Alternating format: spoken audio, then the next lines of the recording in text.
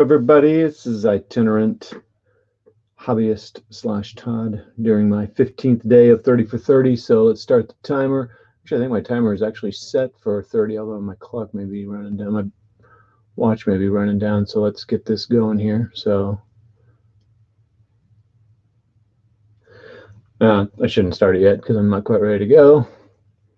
Copying the link to see if somebody wants to jump on with me. So please hold and listen to me and look at my little miniatures.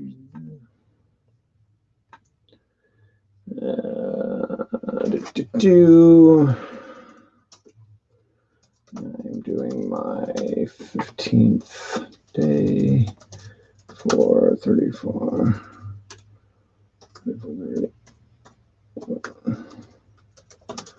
This is pretty good. This is good viewing right here. I'm telling you right now. Listen to me tight.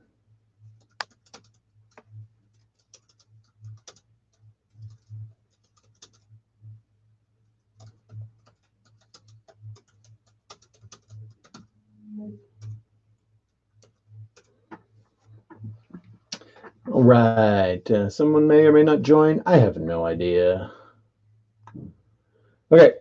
So today's my 30 for 30. My plan is to get these guys, I based them all with the texture paint. I know I need to get a color one. I know I could add color, but I've added color to things before and it just diluted it like crazy. So I do not want to do that with these guys. These are the ones that British Legion paid for me. Thank you very much, sir. And I do not want to waste those. So a little paint here. You know what I don't have? I'm going to make for some good viewing again. I do not have my water. So here comes some more good viewing. Silence.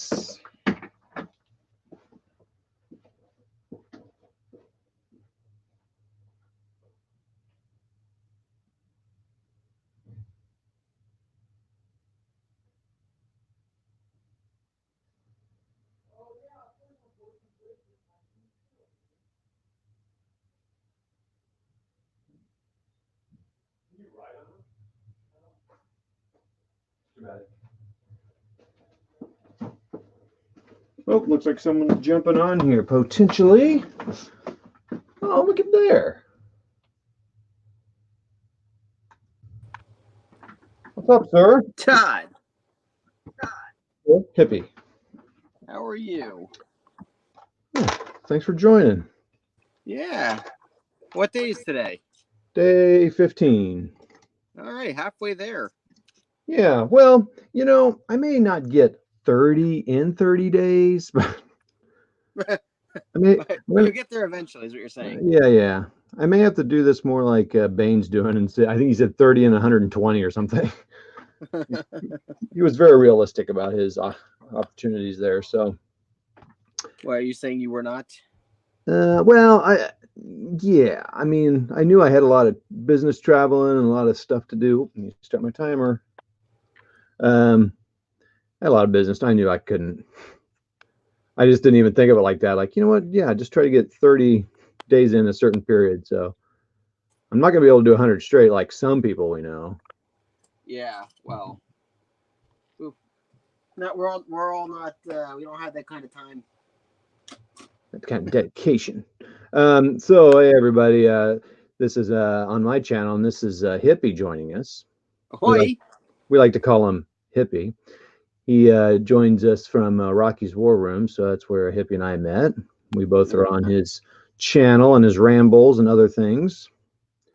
Yeah. Hippie's a good painter compared to me, but he's I'm okay. well, actually, he's a good painter. Period. I shouldn't say compared to me. He's just a good. Oh, look at that, you scum sucker! Who? What? I just dumped my little base in the paint there. Why would you do that? Well, I thought it would look cool, and it does. Does it though? I'm using some high quality folk art paint from either Hobby Lobby or Michaels or somewhere. I use that stuff for basing. You know who else uses that? That really surprises me. Are you familiar with the Wargamer girl? I think so. Which one is she? So she does a lot of like Kings of War and 40K stuff. Does she like to do battle reports?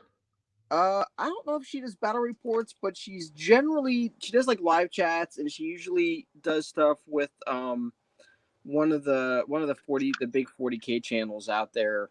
Has she red hair? There's one young woman I'm thinking of who has red hair, and she's on one of those channels all the time too. But it doesn't matter. War Game Girl. Yeah, so she also uses craft paint. I don't know how you guys can do that. Like, well, it's for basing and houses and terrain and stuff. Yeah, even that. Like so like, you know, you can say that I have a little bit of practice painting. Yeah. Like No, you definitely try to work on that's important for you to work on your skill and want to be better. Right. Whereas me, not so much. Well, I mean, I want to get better, but it is not as much of a priority for me as like it is for you and Matt and some of the other guys. Yeah. So anyway, yeah. It just like for cheap paints, I guess if you don't really care, right, it's not that big of a deal. But you know, if you're putting I think of it like this: if you're putting all this money out for your miniatures, yes. Why would you put cheap paint on them? I don't put it on them. I put it on the base, man. Well, okay. I guess that's fair enough. But even still. And then I cover it with grass but I don't know. I guess I think it looks all right on buildings and stuff. I don't know. Maybe I'm just not using them correctly, which is totally a possibility because, you know, it's not like I use craft paints all the time. I use like the high end stuff, man. That's right, man. You may be a hippie, but you don't mess around with your paints. Nah, man. It's important to paint. Paint using the most expensive stuff. That's right. You got to support the companies. So what are you working on there? What you got going on? You know, it's funny. I've stared at my miniatures for pretty much the whole week. I haven't done anything with them. I know what that's like. Yeah. And it's not for a lack of motivation. It's just you know, you get to a certain point when you paint a whole bunch of miniatures that you just need to kind of step away for like a few days and yeah.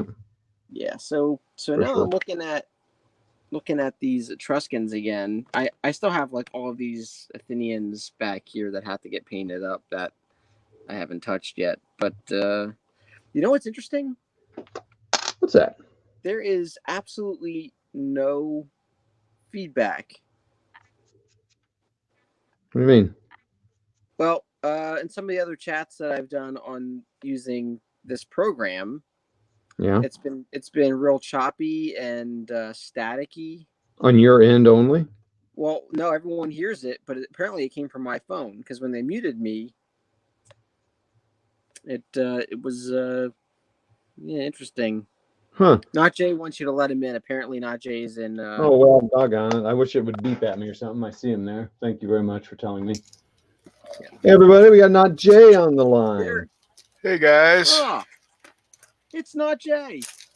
How y'all? Another person from Rocky's War Room. We're being invaded. You say that like it's a bad thing. Well, I'm trying to distance myself. No, I'm just kidding. I can leave. No, stop it. No, really. Well, you noticed it took me a while to let you in. Yeah, I noticed. Hippie was like, "Come on, man, let him in." Wait, together, buddy. He didn't pay his toll. My toll. What's my toll? The friends you make along the way. I don't know. Oh, okay. Who's the hippie here? Right. Like, dude. Hippie and I were having a discussion about craft paints on terrain and building. Yeah, that's what I was hearing. What were you hearing? Our discussion about craft paint, or as you might call it, crap paint. Ha! Heyo. I see what you did there. Heyo. I am pretty clever. You're a funny one. Yeah, Mr. Grinch. So who are you guys? You said you have Athenians, and who are the other ones? Etruscans. Etruscans. I'm not familiar with that. Those peoples. Lingo. Yeah. So who is that, and where are they from? Pre-Roman Italians. Yeah, but no. So Etruscans are funny, right? Because we don't really know their origins. We have guesses about where they originated from, but we don't actually know where they came from. There's like a lot of. They're like the Welsh. Nobody knows where they came from. They just are. Right, they exist. We are the Welsh. We represent. Yeah. So no one really knows where they came from. They just kind of appeared one day, and so the primary theory on the Etruscans is that they came from. They were like native. They were native to Italy, but not in the same.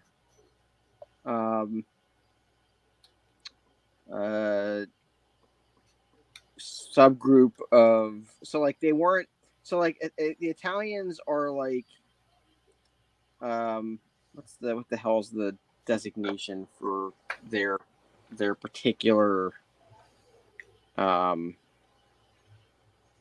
this story's going great, isn't it? Yeah, this is a fantastic history lesson. You're doing great. You keep going. We believe in you, bro. Yeah, I just can't think of the word right now because apparently I have. So, did they live in Italy, or what we call Italy now? Well, no, it's there's a specific name for the language group in which we would say Indo-European. There we go. God, man, that was way harder than it had. That's where you were going with that? I had that in my brain like 5 minutes ago, but I thought you were going someplace else with it, so I didn't bring it up. Next time, bring it up, for the love of God. Don't leave me hanging there like that. Whew. Yeah. No. So the going theory is that they are not necessarily Indo-European, but that they have some similarities there. There is their language, for example, is completely unique to the Italian peninsula. It doesn't match with any of the other languages that exist in Italy at the time of their culture sort of springing forth, if you will. Okay. And it's believed that they either migrated there or were just native there. It's hard, and this is where the debate comes in. It's exactly what do we classify the Etruscans as? So they were kind of like this dominant force in Italy for 500 years, and they actually ruled Rome before the Romans did. So they essentially built Rome. They ruled over it as kings, and then the Romans eventually expelled them from Rome, and that's when you get the Republic. The Republic sort of comes forth at that point. So the Romans came from where? So the Romans, a lot of the Roman culture derives from Etruscans. Latin is derivative of Etruscan. If we didn't have Etruscan, we wouldn't have Latin, and therefore we wouldn't have English. Which my son has taken 4 years in high school. Latin? What's that, English? No, I'm sorry, not 4 years. 2 years in middle and 2 years in high school. Yeah, he didn't want to take another language, so he's like, so they give Latin. Well, take it. He has a really cool teacher. I hate Latin. I'm going to use it, but it's most kids don't use the language they learn in school anyway. So if that's what you want to learn, bro. I gotta say, I really dislike Latin. Although I think he thinks he wants to get into law, so I'm like, I don't know, maybe it'll work out for him. Oh, hey, yeah, that's perfect in that case. Same thing with being a doctor. You need to take Latin. Exactly. Well, thanks for that history lesson there. Yeah, next time we'll come more prepared. Yeah, you didn't know there was going to be a quiz.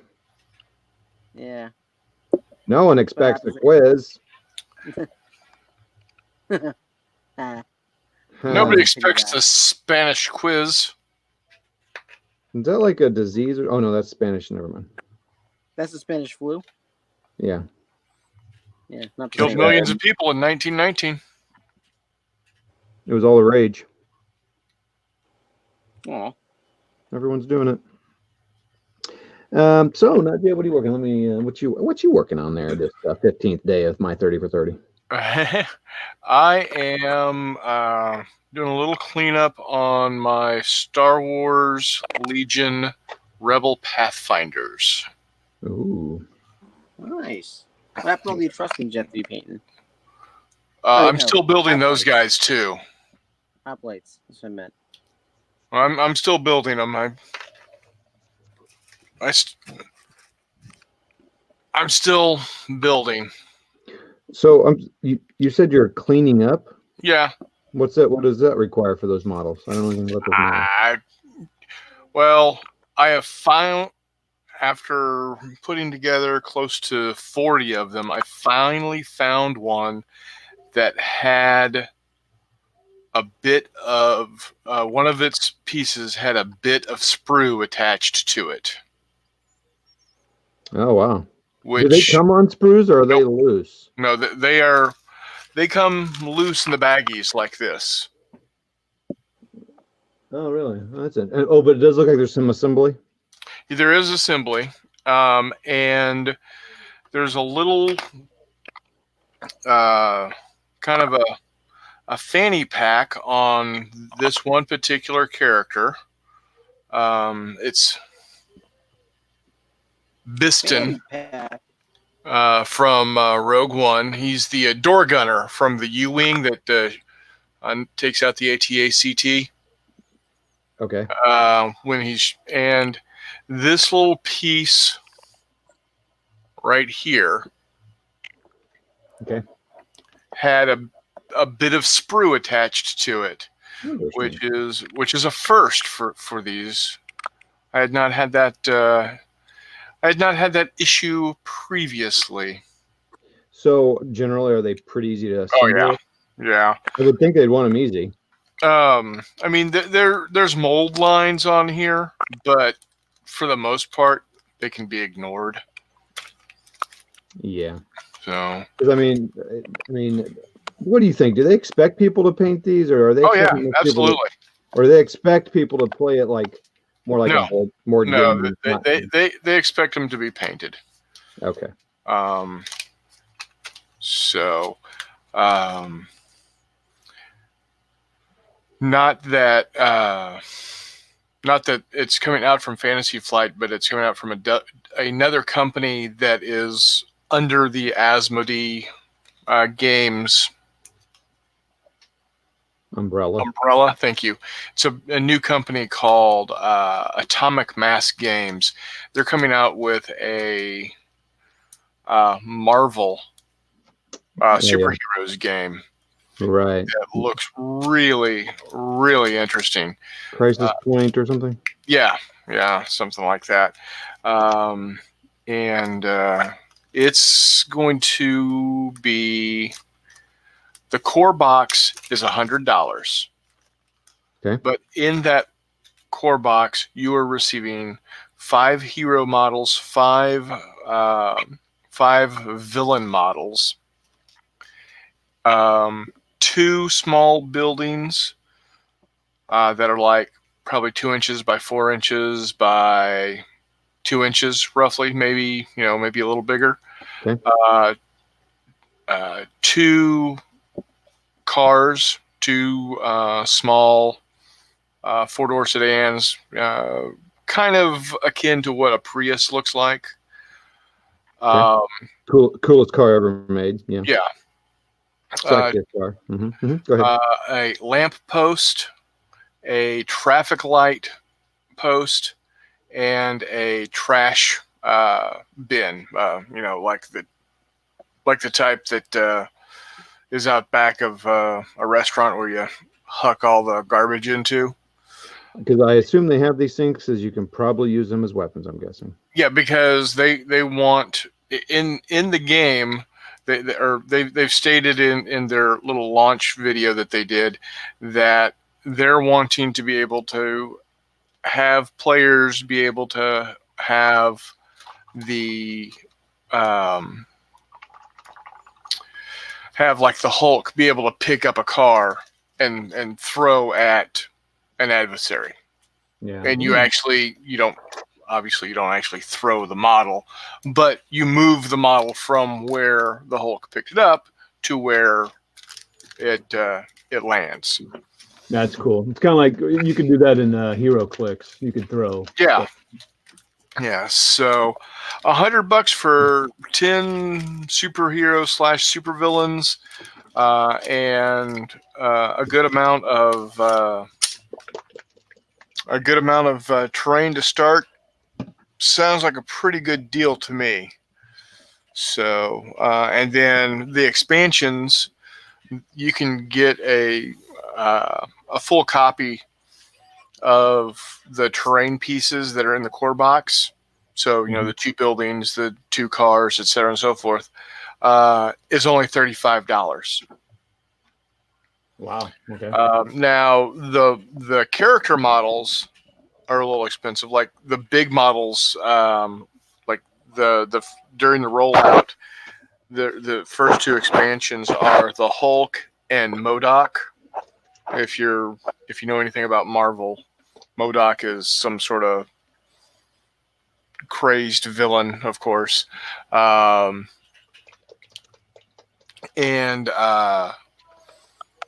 Kind of makes me wonder why the villains are always crazed. well, Power does that to them, I guess. I don't know. Anyway, they're going to be $35 a piece. Whoa, and what? 35 a piece? The Hulk, Whoa, but serious? they're the bigger models. Dang, dude. But then the normal sized, normal human sized characters, they're going to come 2 to a box, and those are going to be $40 a piece. Okay. So like suddenly I can't think of a. So like they're going to have Thor and Valkyrie as a box set. Okay. Or what are some of the others that I saw? Like Black Panther and another here, like I think Doctor Strange or something like that. But yeah, it's coming out this fall. It's looking pretty cool. Even if I don't play the game, I'm wanting to get it just for the models. Yep. So cool. Because, well, that's what I'm doing with Star Wars Legion. I still have not learned to play the game. Yeah. Yeah, you use the models for other stuff. You're good about that. So I just want to say the OG original Grognard, who has a great channel about war games and occasional sports. He's writing some scenarios for Lock and Load Tactical. He's on watching. He's always a good standard audience member of mine. Al, Red Sox fan, great sports channel, all sports all the time. I always call Al is Wargamer Curious. I don't know if he'll ever do anything with it, but I think he's at Wargamer Curious. But he's a great sports channel, and he's also very consistent and comes on. So thanks for the support, guys. As you said, we got Hippie and Not Jay. This is kind of the 2 guys I met via Rocky's War Room, and I think we're having a ramble on Saturday, right? Is that Saturday? That is correct, yes. Do we know the topic? Are we allowed to say it? I don't even remember what we came down to on that discussion. Yeah, we are going to be cussing and discussing regarding if it's kind of a two-pronged attack, so to speak. The first part is what particular battle in history would we love to be able to recreate in one of our war games.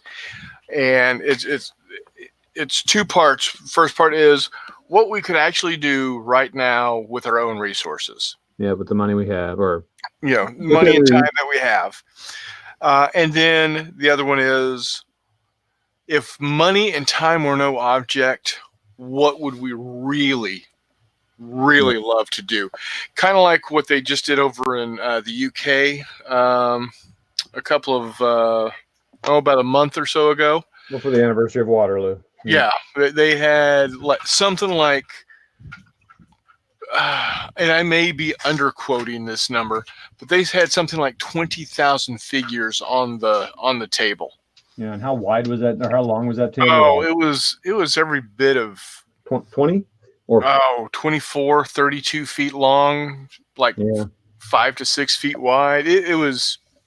We should pretty insane. We should probably pull up some pictures and show just some pictures of that when we're on that. So yeah. Anyway, so that's what we're going to talk about. Maybe what we guys should do, guys, is let's just talk about it all tonight, and we'll be exhausted about it. And then it'll be just like an old hat for us. Yeah, and then Matt will love that. He'll be like, what? Well, like, yeah, we talked about that, bro. We're done. That's old hat, man. That's old news. Who wants to talk about old news? Yeah, not me, man. Let's talk about new stuff. No, anyway, that's cool. So if you want to hear us ramble about that, go to Rocky's War Room. The YouTube channel. YouTube channel. Yep. Go check it out Saturday. What, 8 p.m.? 8 p.m. Central Daylight Time, U.S. United States of America. So I I think actually that was my topic. So you'd think I'd remember. Yes, it was. So I hope I can make it on there. It's kind of a big weekend for the reads. We're taking my son to college on Sunday. So you might be saying, well, Todd, that's Sunday. That's not on Saturday, but it could be. Gotta get up early for that stuff. Packing up and doing all that business. So yeah, I'm hoping I should be able to make it, but not sure. Where's he off to? Rolla, is it?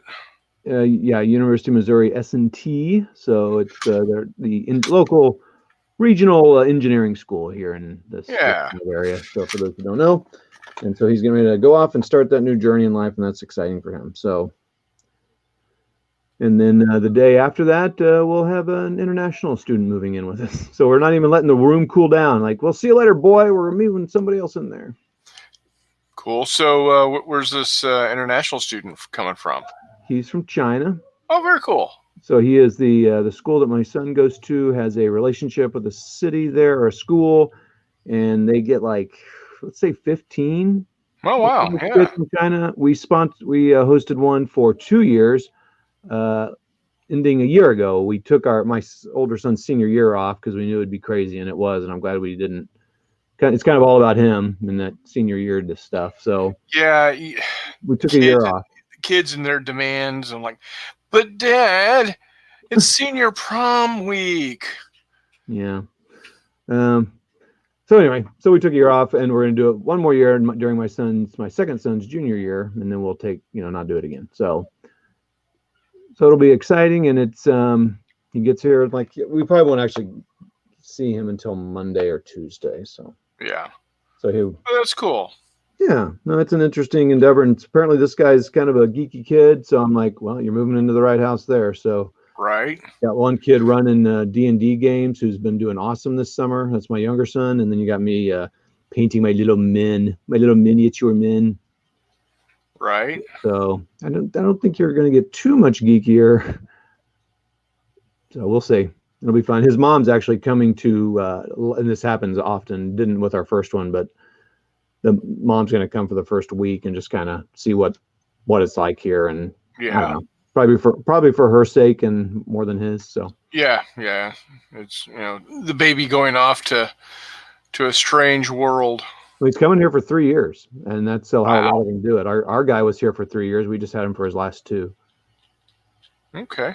And we didn't hear from his parents one iota. We only saw like one picture of him. As far as we knew, he didn't even have parents. Who knows? Maybe he made them up. So that was interesting. So it'll be a different experience already, but it'll be fun. Yeah. We kind of you you just live your life like normal. Yeah. But you also kind of make efforts to go do some things maybe a little different than you do. Just kind of immerse them into the culture of America. We'll go shooting. We'll go. I would say take him a football game, but oh wait. Yeah, I don't care. And he doesn't care. Our last guy was kind of into sports, so we took him to, my wife and son love going to KU basketball games, so they took him there, and so he got to experience good American college basketball, which was cool. I don't think we ever took him to a football game because he didn't care about that. He loved pro basketball. It was like a big deal in China. Yeah, probably. Yeah. Well, I mean, they had Yao Ming over here playing for the Rockets for a while.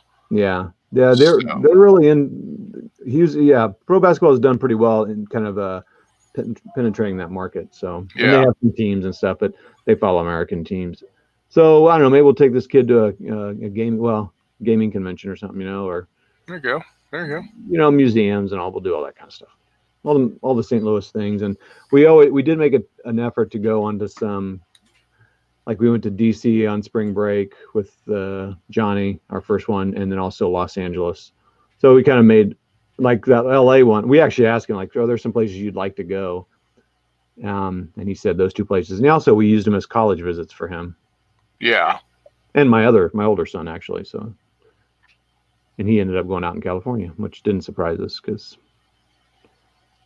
yeah. Anyway, so it's an interesting experience for sure. We when I was in high school in Lee Summit, we had quite a few international students. Yeah, we had a girl from Chile, a guy from Greenland, actually. Oh, that's interesting. Yeah, he's a pretty cool cat. Really? Yeah. And not just because he was from Greenland. See what I did there? Also had this kind of humor. Go to Rocky's War Room and watch the Ramble. Yeah, exactly. Or don't. Yeah. Dad jokes. Right. We also had a guy from Argentina, and that was interesting. Having one from Argentina and one person from Chile. Not as bad as if we had one from Argentina and one from I think Paraguay is a known nemesis down there. Oh, really? I'm unfamiliar with that. Well, not so much currently, but back in the day, back in the 1800s, that type of thing. Okay. A couple years ago. Yeah. Luckily we didn't have a British exchange student then. Well, that's what I was going to say. If you had that would have been a perfect time to have him too. Yeah, not so much. Because that would have just been 7 years after the Falklands War. And hey, watch your mouth on this channel. We like to keep it clean, bro. Hey. I thought you said something else. You're known for that. So only when it's about Ewoks. Oh, that's true. You brought him up. Don't talk about him. Yeah, we only had like a German student, and that guy was like a partier. And I feel like we had another one. I think we had one from Spain, actually. Yeah. We had a young man from Spain. We didn't have very many though. I mean, that's all I remember. We had a lot of students from South America. We had a young lady from Ecuador also. Oh wow! So was there a lot of interaction? I mean, was it just normal? Yeah. Well, I mean, we had a huge school. My graduating class, my senior year, we had a graduating class of 750 students. Holy mackerel! That's big. Wow. Yeah, that was a huge school. My whole school was 400. But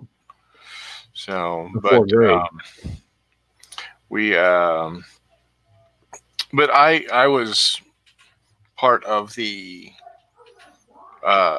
there was a school club that basically was there to help out the foreign exchange students to what's what I'm looking for. Not acclimate, but that type of thing. Just give them a social structure. A built-in social structure, so to speak. Yeah, an organized way to kind of force it to happen. Yeah. We a lot of the students really kind of hang out together here because it's easy because you've got 15 of them, right? So they definitely, and some of them come from the same town. At least it's a huge city, but so there's a little bit of that, and they do try to get like students, like we go bowling or something. We do some activity, but there's not enough. I actually need to talk. They have a new person leading it. At least our guy. Yeah, just to me, it was like, you're coming here to another country. There should be more interaction. Right. I mean, that's kind of the whole point. Yeah, that's the whole deal. To get an education. I mean, it depends. Maybe, a lot of these guys, like, they study so much more than my kids. Yeah. My kids do decent in school, so it's not like they're slackers or something. But they just hardcore with the studying. But I'm generalizing just based on the few kids that I've interacted with at the school, but that's what I've seen. Yeah, which is good. I mean, they're here, they're spending a ton of money. It's a big investment for their families. It's a lot of money because it's a private school too, so it's already expensive. Oh wow, yeah. And then just to be over here, but we pay for. Okay, let's see. Just real quick, check of the time. It took me about 3 minutes over 30 to do what I wanted to do. So that's not bad. Everything. Well, let me go to my screen. I've been watching Hippie because his hands are so just supple and beautiful. All right, so I finished doing the color there, and then I will start grassing them up, man. You know what I mean, bro? It's legal in Illinois. I'm grassing them up. Oh wait. Oh, we have a guy on here. This is the first time. KC Board Gamers. This is new. KC Board Gamer, who says Rock Chalk, big KU fan myself. Oh yeah, I gotta do this thing here. I always forget that we have this option here. Bam, Rock Chalk. And then we got bam. Was it AFS? Is that for not Jay? Because KC Board Gamers, are you from the area?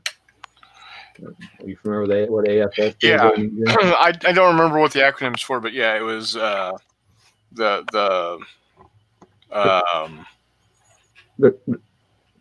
There's some words I can think of for FS, but I don't think I want to say it on my channel. Probably not. Little laugh from Hippie there. For the international students, it was the AFS. Oh, it's the club you were talking about. Okay. Well, KC Board Gamers, I think you're a new exchange students. There you go. I grew up in Oak Grove, Missouri. Oh yeah, Oak Grove. We got my wife's got family living there now. I think Oak Grove, or we go through Oak Grove to get on a different highway or something. Yeah. Is there a mall in Oak Grove? It's on the way between St. Louis and KC. Okay. Oh yeah, Oak Grove. That's right. Not quite to Blue Springs. Yep, I know what you're talking about now. KC Board Gamers, that makes it sound like you play board games. I'm pretty intelligent. That's right. So, what do you play? Do you play war games? Do you play? Don't let him fool you. Oh yeah, exactly. I was like, who are you talking about? Virgil Grognard said, "Hey, let's put that up here." He said, "I have no life, so yeah, I'm always here." Well, I didn't want to say anything, Devin. I mean. Devin's been. He was trying to be nice. Devin, yeah, I'm trying, and that's really hard for me. He's very trying. Devin is, like I said, he's kind of working on some. Devin is a scenario designer, so he's done some scenarios for a game called ATS, or Advanced Tobruk System, which is like ASL, a little easier than ASL, but very rule intensive. But so he's done that. Devin, I thought you've written scenarios for other rules, but he's working on some for Lock and Load Tactical, which makes me excited. Very cool.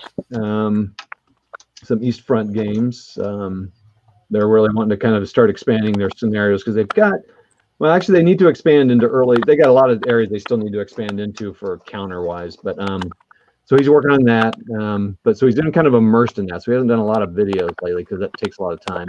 He's also been working a lot on his parents' house up in the Northwest, painting and doing some 1-to-1 scale modeling. Okay, kind of like what Matt's doing right now. Like what Matt's doing. That's why he's not been doing well. Actually, he's been doing a lot. He's still doing his 100 days. Devin used to do Flames of War, so he used to do. He's dabbled in miniature, so he understands what we're doing here. Dabbled. Yeah, just a little dabble, do you? Hand. All right, so okay, so let's see what people are saying here. KC Board Games played GW games also. Oh, he's played a mixture of games, and he's played GW games also.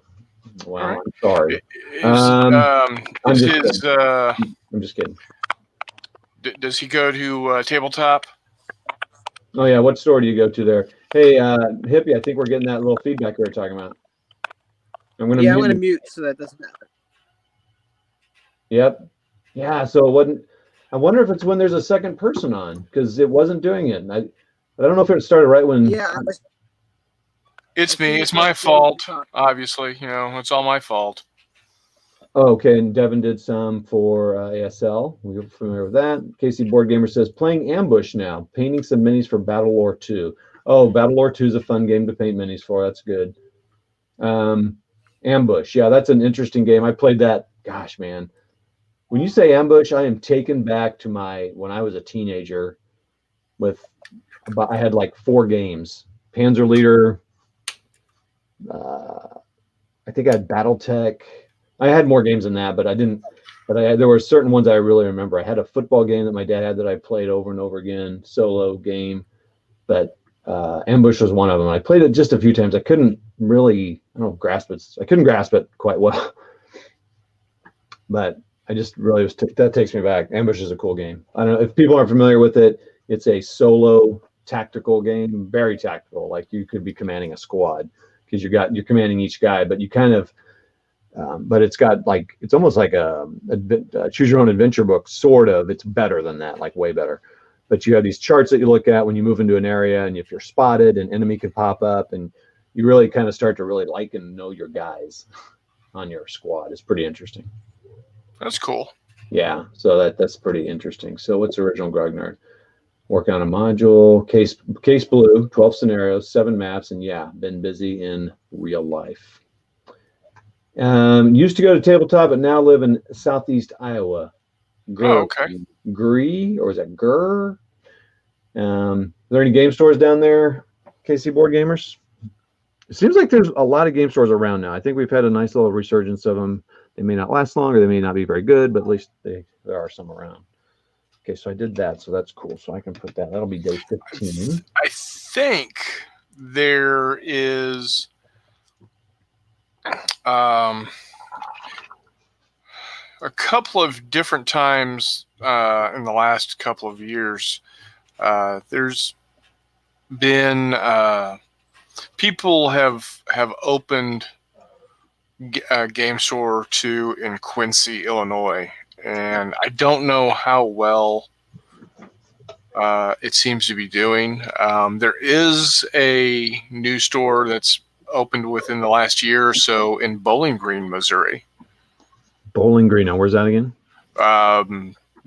Basically about 45 minutes north of you. South of Quincy? Yeah, it's so if you know where, yeah, it's south of Quincy. Okay. It's about 30-minute drive from where my brother lives and where I'm about to live. Okay. What's that? Not 54, because that goes off towards Mexico. Driving north from where Matt lives. What is it like? Troy? Yeah, up past Moscow Mills. Mm-hmm. If you take that highway up, yeah, until it meets, it's just south of 54, whatever that highway is. Okay. Yeah. I'll remember it here later. So, yeah, they seem to have kind of been coming and going here. What am I doing here? I am. The best you can. That's pretty much most of the time. No, seriously, where did I put that stuff? So I rearranged my room a little bit here on in the old itinerant hobbyist basement here. I'm trying to get some crap organized here. I do not like the mess that my desk is at all. It's driving me crazy. But I did some moving around. I can't really walk around with this setup very easily. Hey, you know when people talk about, we got something from KC Board Gamers. Well, let me do this real quick. So when people use those static things to raise up their grass, yeah. Again, if someone's listening, I'm not talking about that grass. Like, they don't use this stuff, I don't think, right? Are they using something different? No, they're using that. Yeah, it's well. Let me see. Is it static grass or is it flock? This is no, it's not flock. It's okay, hold on. Now here, this is Battlefields. This is Army Painter. It's thick. It's like thin little nylon strands. Yeah, that's exactly what it is. Yep. Okay, so this is the first time I've used it on some, and I don't have a static applicator, but it does look better than just straight the stuff that I've used on almost all of my bases. This just the really fine, like flock. Fine. So, I mean, I like it. It looks fine. Especially when I was using 6 mil, right? Yeah. It was perfect for that. But now I'm doing 15s because I'm committed to 15s now. Everybody. I thought you were committed to 10s. No, 15s, man. Come on, catch up, bro. No, you're killing me. You're killing me, Smalls. There's some 10s that I need to liquidate. I'm gonna liquidate, and I got some half painted. I never thought I'd do that, but I finished painting the SS and the first set of British Paras, and I'm like, I'm gonna move them along. I mean, I got a good deal on them, and I like the look of them. And Pendragon their quality is great. Right. Someone does a review of them, and he uses a pretty good camera, and you can get some good shots of it. The detail on them is just incredible. But yeah, I was talking 10s there for a heartbeat there, not Jay, but I decided to go with 15s because I can see them better. And I like being able to put people in buildings. Well, there you have it. You can't really do that in 10 or 6. And 6 is just kind of like I'm kind of enjoying skirmish games a lot. And while some people there, go ahead. I was gonna say you can, but not with that attitude. Right. It's so funny. I heard someone say that. At work. So I can hear stuff being said in offices around me, and I heard someone say, "Well, not that attitude." And I thought, that's so funny. I was like, "Who says that all the time? Where do I hear that all the time?" And I totally forgot it was you. All right. So anyway, back to the static applicator. So yeah. So how does that really work? So you put the glue or whatever on the base, and then how do those things work? Yeah, so what you do is you put the glue down on the base, and then you put the base on like tinfoil. Okay. And then you put an electric charge to it. Right. And then you spread the you spread out the grass, and because there's an electric charge, all the little nylon strands on the thing, and it dries like that. And then once it's dried, you knock off all the stuff that didn't stick to the glue. And it stays. If you look at my camera, I've got a terrain piece I did with some. Say that again, Hippie. Yeah, switch over to his camera. Okay. He's got a picture. He's got a thing. You'll see. Yeah. So you need to put your hand. There you go. Yeah. See how it all stands up and looks like grass. Yeah, it looks awesome. So anyway, so it stays like that. That is so crazy to me. So what kind of glue do you guys use for that? White. Yeah, that's what I was wondering. Yeah, but you probably use some expensive glue, right? I use this stuff right here. Fast track glue, okay. Yeah, from World Scenics. Okay. Wow. Okay. Then, you guys. So, well, Hippie, you must have one, right? Not Jay. Do you have one? Nope. I just know the process. Hippie, what did you use, or how much does it cost, or what's the deal with that? I got one for a review a while back, so it thankfully didn't cost me anything. That's a That good price. said, yeah. That said, if you do go for one, they can be like you're putting out, like $100 Dang, for a good seriously? one. Yeah, but they last forever. Yeah, there's not much to them, I guess. The reason why they cost so much money is, it's like it's a very niche product, Yeah. and you're probably not going to be using it for everything that you do. But I use it for, like, I based up all my World War II stuff that way. I based up all my terrain that way. Any sort of tables that I'm building, I use it. So I mean, I do get a lot of use out of it, and it's something that you're gonna have around for a while. It's not something that's just gonna go away. Yeah.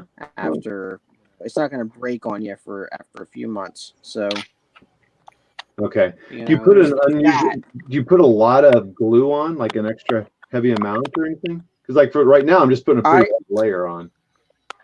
Yeah. So to get a good static grass layer, I usually put down a good heaping glob.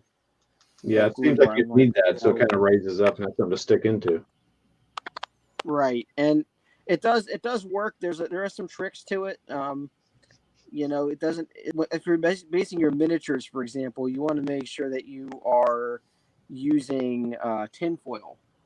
You want to put them on tinfoil as a way to help magnetize it, because otherwise, when you're basing a large object, it's a lot easier to just put that little pin on it. There's like a little pin on the that helps create the static electricity needed to get the grass to stand up. But on a smaller object, it doesn't work as well. So if you put them on like a tray, that actually helps in the process of generating that static grass for your miniatures, and it looks really nice when they're done. I don't have any handy to show you, but it does look really nice when they're done correctly too. Correct. Yeah, that's awesome. Yeah, I'll have to consider that, because it really does help your bases look pretty cool. Yeah, that makes them look more realistic for sure. Yeah, interesting. Okay. I highly recommend them, and there's a lot of different brands you can shop around. The Nock one I hear is really good. I use the World Scenic one because I got that for free, and that works pretty good. If you want to do a finer application, there are like precision applicators. God, it sounds like something really nasty when I say it that way, but there are precision applicators. Precision applicator. Oh yeah! Yikes! But it's Itinerant After Dark. You won't hear this on Rocky's War Room. Anyway, actually, you will. Yeah, you definitely will. Yeah, never mind. Yeah, but no, it's a really good thing. You just gotta, my suggestion is definitely look into it before you get it. Make sure you look into the different brands, see which one is going to work best for you. You might not need to get the ultra expensive one. You might be able to get the cheaper, less option one that just gets you where you want to go. Yeah. Yeah. I mean, it depends how much you're going to use it and stuff. I think that's a good point. If someone like me probably could get away with a less expensive one. Possibly. Yeah, and there are kind of like there's like the amateur one, there's the pro one. You pick which one is going to be more suited to what you're doing. And I honestly could use the pro one for the amount that I use it, but unfortunately I only have the kind of like the amateur one, and I can't afford to get the pro. Yeah. But Yeah, the pro one is really kind of sweet. If you ask me. Wow. No one did, but they should. Sure, it's great. Well, thank you for that little education. Have we had on? Well, let me read Casey some of the chat here. Not much, not a whole lot going on there. I appreciate you guys watching and chatting, keeping each other company. Okay, we got that one. So let's see. Oh, this is a long one. My wife's job has moved us around the country. Lived for 4 years in Orlando, then 2 in Springfield, Mass. Now 2 years here in Burlington. Nearest game store is 1.5 hours away in Iowa City. Dang, interesting. Yeah, we moved around a lot in our earlier marriage, so I get that. So, are you? Have you been able to find some local gamers there, or do you do Vassal, or what's going on there? Let us know. Tell us all. Sorry, you didn't realize when you came on here you're going to get. You're probably like, yeah, I'm not coming on that channel anymore. I don't have to ask questions, but it's kind of par for the course, man. Come on, you get questioned. Have we ever talked on Rocky's War Room? So, and maybe another topic we can talk about sometime. Your favorite hobby tool? We've discussed hobby tools. I don't think we were specific enough to the point of what is my go-to thing. Yeah, that like your go-to. Interesting. That might be maybe like a filler topic or something for that. Yeah. I mean, my favorite hobby tool is Hippie. Hey, yo. Sorry. Ahoy, hoy. Because he's a tool. That's why it's funny. Yeah. I kid. Sorry, Hippie. I shouldn't have picked on you. I mean, you were the first to jump on. You guys aren't kidding. Don't act like you're not. Don't act like you're kidding. We know the truth in this channel. Actually, the question I do have in Mortal Gods. Yes. If they are carrying full-on spears and carrying the round shield, they go on the tray. No, yes. Excuse me, the Aspis. They go on the round, or they go on the triangular base, correct? Correct. All right. Yeah, it should show you on the card. So if you look on the right. card, it'll show you what base to use. It'll either be a circle or a triangle. Right. But I got this dude right here. Uh-huh. And I was figuring, because he's got the long ass spear and not the short ass javelin, that he was a unarmored hoplite, which puts him on the triangular base. Oh, he's a peripoloi. Yeah, those guys too. Yeah. I don't know the terms. Since hoplites are always heavy armored. Yeah. Well, that's why he's an unarmored hoplite. No such thing. No such thing, man. Words have meaning. Yes, I know. That's right. And hoplite literally means armored. Yeah. Oh, does it really? Yeah. So essentially, an hoplites is a heavy armored and armed infantryman. That's what it means. And in the Greek sense, there were hoplites and there were psiloi. And the psiloi were the unarmored, like skirmish level troops. And psiloi literally means naked. Or in the more figurative sense, lightly armored or barely armored. So how's that spelled? That's the psiloi? Yeah. Psiloi. Okay.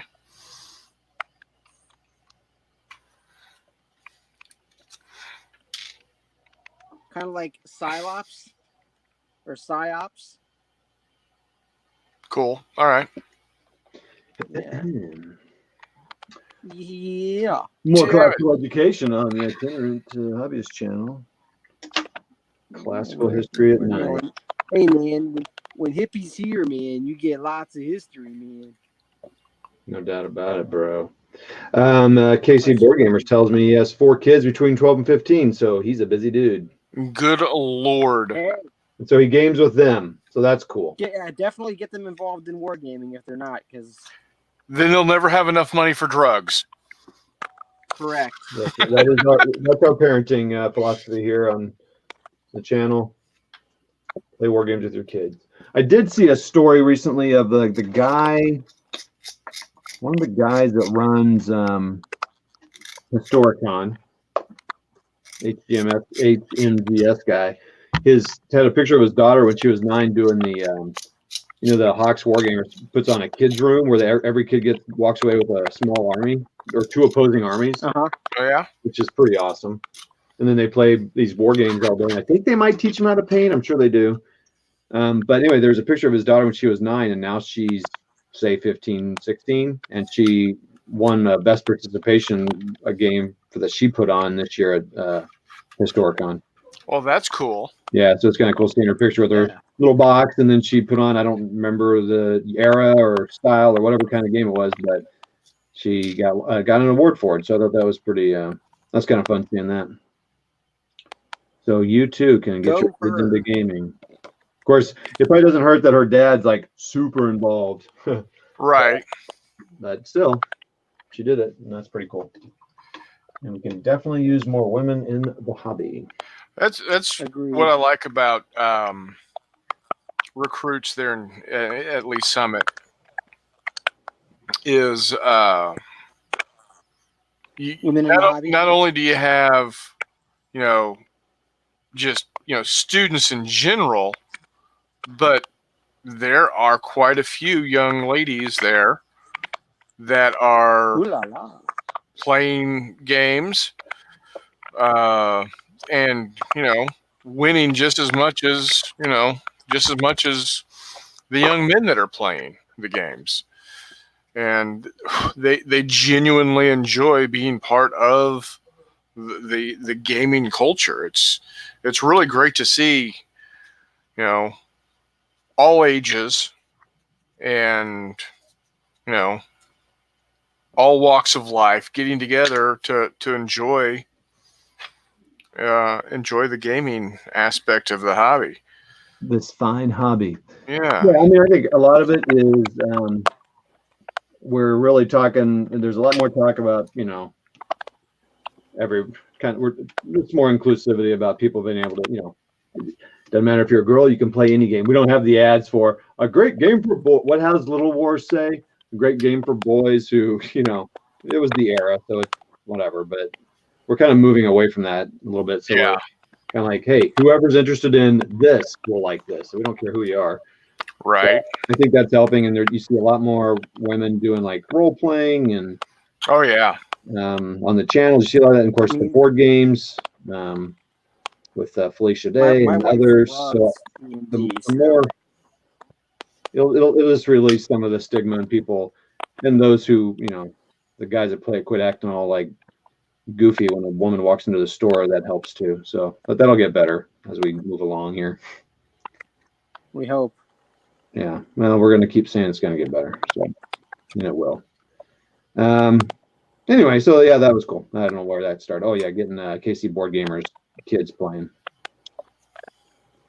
That's it. We really diverged on that topic, didn't we, man? Yeah, we did kind of go wild there, but I also I don't have topics like some channels we had or organize and do cool things like that. Okay, let's see here. Oh, okay, so youth pastor at his church is a gamer and does Mafia, Exploding Kittens, and some other games. A couple times a year he will have a board game night. That's cool. KC Board Gamers, the people who made Exploding Kittens, just made one called Throw Burrito, which I just got from Kickstarter. Seems pretty cool. We have not played it yet. The world is just too advanced for me. Okay. Isn't that the one where you literally have like a plush burrito and you're hucking it at the other players? Yes, that's the basics, but there's a lot of intricacies there. Don't act like it. Come on, back off, man. Dude, I could pretty much whittle down any game, no matter how complex, to that level. That's just the beginning, man. You got another 130 pages of rules that. Yeah, you don't. Oh, you guys reading the wrong rules. You have like 130 more words. Yeah, maybe. I was reading it, and then it said I never did see anything about burritos, and I looked and I was like, oh, it said ASL. Okay. Going through Hero Quest with the kids right now. Oh yeah, Hero Quest. A lot of people like that one. Oh man, that takes me back. Yeah, a lot of people. I never have played it, never had it, so that was not a part of my history. Did Wait, did it come back? I mean, I hear all these people talk about how they're playing it now, and it's like that was like from 30 years ago. I think there were some new sets out. I'm not sure, and occasionally you'll see it pop up on Facebook groups and stuff. But yeah, it's just. But let's say first of all, Dash of Alon, GM's Alcove says hello all. Let's pop him up there. What's up, man? Hola. Yeah, he's got quite the channel. Dash of Alon. I'm going to mute you there, Hippie, for just a second. Dash of Alon, GM's Alcove. So this guy talked about videos. I mean, this guy does like a 5-hour paint and chat every flipping day, man. Go check him out. You're in the middle of the day and I'm usually at work painting or doing some other hobby stuff. Check him out. He gets a lot of people from England joining him because it's better for their time of day. Yeah, that's cool. But he's doing that's Curtis. He's been a friend of the channel forever. He and I have kind of chatted back and forth, and he's a fan of Rocky's War Room and all that. So he's been a support of all of us. But he does. He's really in a kind of a board game kick right now. He's still painting minis, but he's doing some ASL, some Civil War stuff, a little deeper GMT Civil War gaming. So he's kind of and he's doing also at GM's Alcove. He does this little role playing. He's going to be getting into, I think, a little Pathfinder, the new version, I believe. So go check him out. He's got some great stuff. So, and Hippie's got a channel too. Let's not forget that. The introvert painter. No, I'm missing it. I'm getting it wrong. Extrovert painter. No. No. Introverted painter. The insipid painter. Okay, go ahead, Hippie. We got you back on. An extrovert paints. An extrovert paints. I was totally off on that. Totally opposite of what you are. An introvert paints. I said extrovert, and you said no, that's not it. So let's rewind the tape. Did I really say that? No, not in that fashion, but we'll rewind it later. All right, so let's see. So he says Hero Quest was awesome, and let's see KC Board Games. Here's a question for the group. Okay, first of all, he bought Hero Quest off eBay 10 years ago. Kids now getting to age to play, right? Okay. KC Board Gamers also said, what is a good rule set for gaming with young teens? Don't mind painting. Been doing that for the GW games I played. Really want to get back into mini games. So here we go. I know I got Jay. Oh, whoops. What? Okay. Hey, Hippie, remember to unmute yourself if you have an idea. So go ahead, not Jay. I figure you'd probably have a good one. You can get a lot of good, fun gaming with the series of Fistful of Lead from Wiley Games. He's out of Kansas City area. You can pick up, let's see here, this version, Galactic Heroes. You can get the PDF for $7. And what's great about the game is you have a crew of 5 to 7 or 4 to 7 models, and the base game, which is also only $7 for the PDF rules, can be any time frame you want it to be. It can be historical, it can be ancients, it could be World War I, World War II. It's all about individual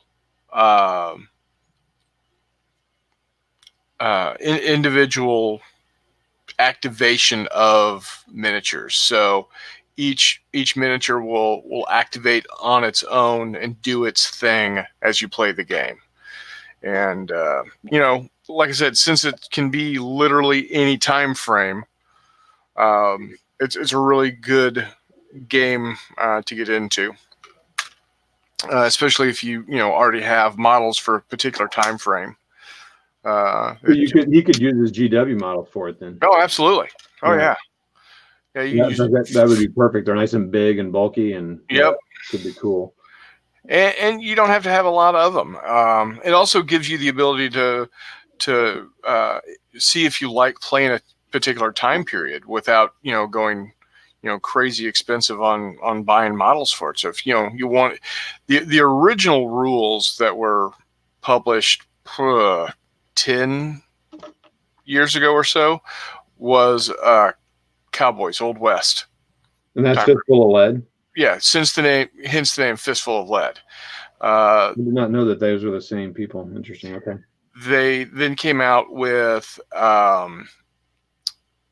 horse and musket time frame version. They've just released. What's it called? Sorry. Let me check here.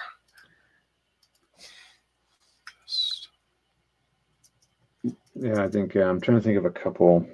While he's looking that up, I know Matt from Rocky's War Room. He and his son really is into gaming. KC Board Gamers. You should. I don't know if he's probably got a couple of videos of him playing games with this kid, but they really like Zombicide. I've only played it like once with them.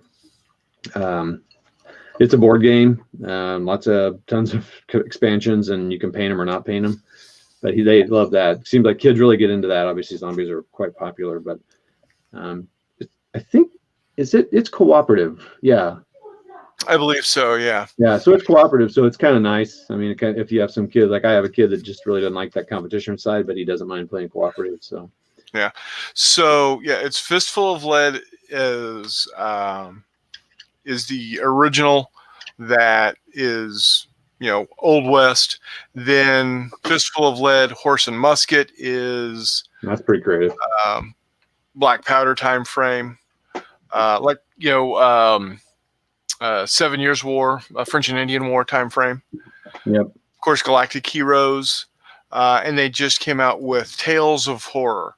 So that gives you the ability to do Frankenstein's monster and werewolves and ghouls and zombies.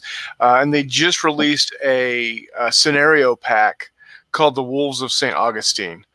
What's that about?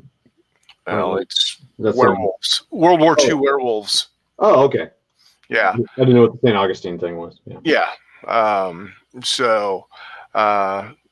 the scenario pack is 99 cents. Oh my gosh, I can't afford that. I know, right? The little blurb says it's the early hours of June 6th. Allied paratroopers are dropping all over Normandy. They are tasked with capturing important crossroads and bridges, blowing up bridges, and generally causing panic to the enemy. But Task Force 13. What? Yes. Don't be triskaidectophobic. It was a very special mission. Resistance contacts have reported strange goings-on at the ruins of the Church of St. Augustine. Local villagers have disappeared and weird lights have been seen at night. But most importantly, the Nazi scientist Dr. Rudolf Seltsam has been spotted in the area. Task Force 13 has tangled with Seltsam and some of his experiments before. Task Force 13 is to investigate and capture the vile scientist if possible. And so, it allows you to play Weird War 2. If only there were some 15 millimeter manufactured. Yeah. Who cares, man? So, crazy. I guess someone got the 3D print them. Yep. But this guy's probably playing. KC Board Gamers probably plays in a scale like 28 or something that Hippie likes. Boo. Yep. So I hope that's helping you there, KC Board Gamers. I have Mordheim and Necromunda, but want to do some historical games. Okay. So he's kind of gave you some ideas there for that. I was going to say Heroes is pretty simple. Not that your kids couldn't handle something more complex, but it's a nice simple thing so you can focus more on kind of getting your kids into playing. It's not historical, though I think there are some historical modules for it. So Song of Blade and Heroes. Matt enjoyed Test of Honor for a little bit. That seemed to get kids. That's Samurai. Song of Blade and Heroes, I just said. Not Jay. What was the name of the? I'm sorry. The name of the Fistful of Lead, Horse and Musket. Yeah, Horse and Musket. I'm gonna look that up for myself later. Yeah. Then of course you've got. If you're into ancients, you can either go with Gangs of Rome, which is, gangs in the streets of Rome fighting. If you've ever watched the HBO miniseries Rome. Don't watch this with your kids. Well, don't watch it with the kids. But or if you want to go even further back and go ancient Greece, you can go with Mortal Gods, both of which are available from Footsore Miniatures. And they have a North American outlet. It's Footsore Miniatures NorthAmerica.com. Nope, just Footsore NorthAmerica.com. I think it's just Footsore North America. The cool thing about Mortal Gods is they're expanding into other time periods and other. It's all still ancients, but they're coming out with a mythic version.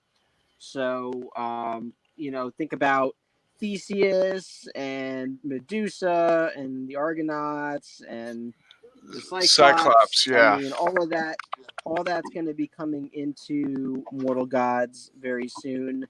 The idea is that the game is always supported and it will be continued to be supported going forward, unlike some other manufacturers, which I won't talk about.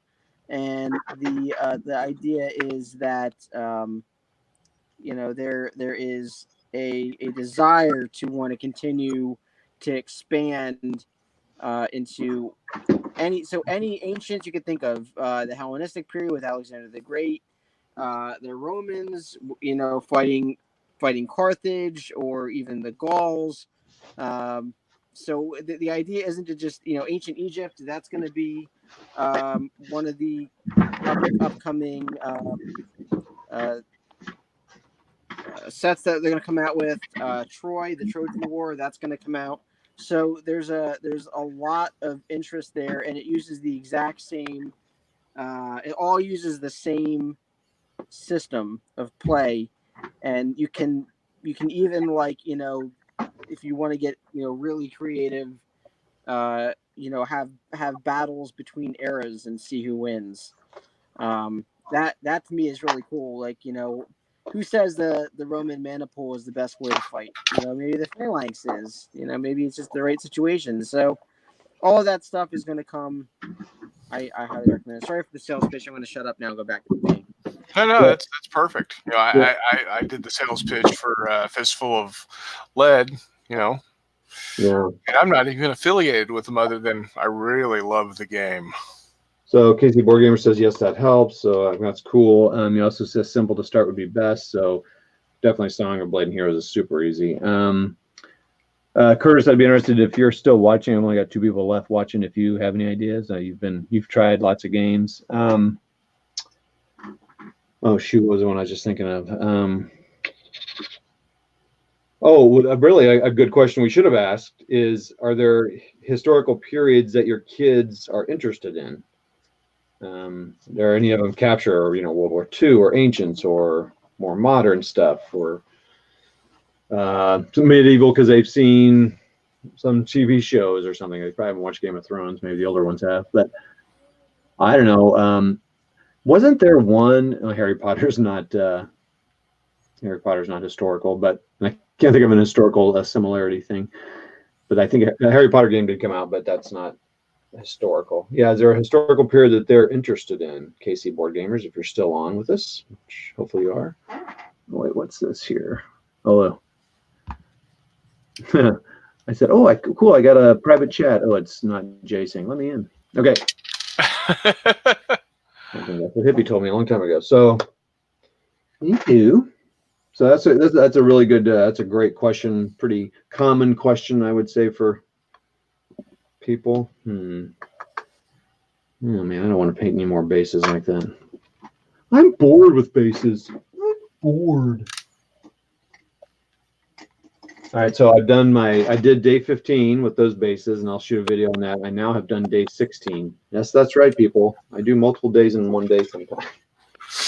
So let me give you some advice there, buddy. For those bases of yours, if you're getting bored with your bases, here we go. Should really check This out. sounds like a commercial. Go ahead. Yeah. if you're bored with your bases, you really should check out Luke App's ready like his basing system. Yeah. Yeah.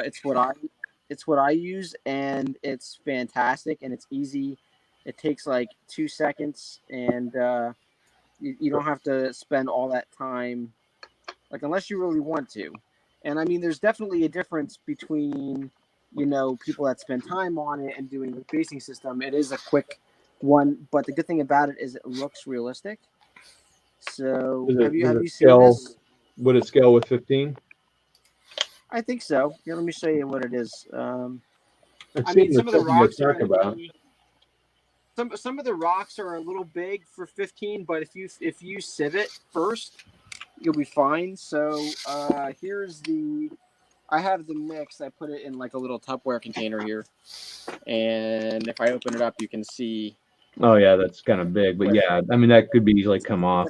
Those, yeah, and you could use that. You can use that for like boulders or something like that if you make a terrain piece. And Yeah. this is enough for you to do everything. This is two cups. This is not even that anymore because I used a lot of it already. But on I can show you what it looks like on 28s.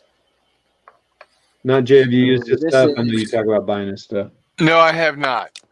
I've yet to buy it. I have taken inspiration, and that's what I made That looks my good. my basing stuff for my own basing stuff. Okay, similar to it.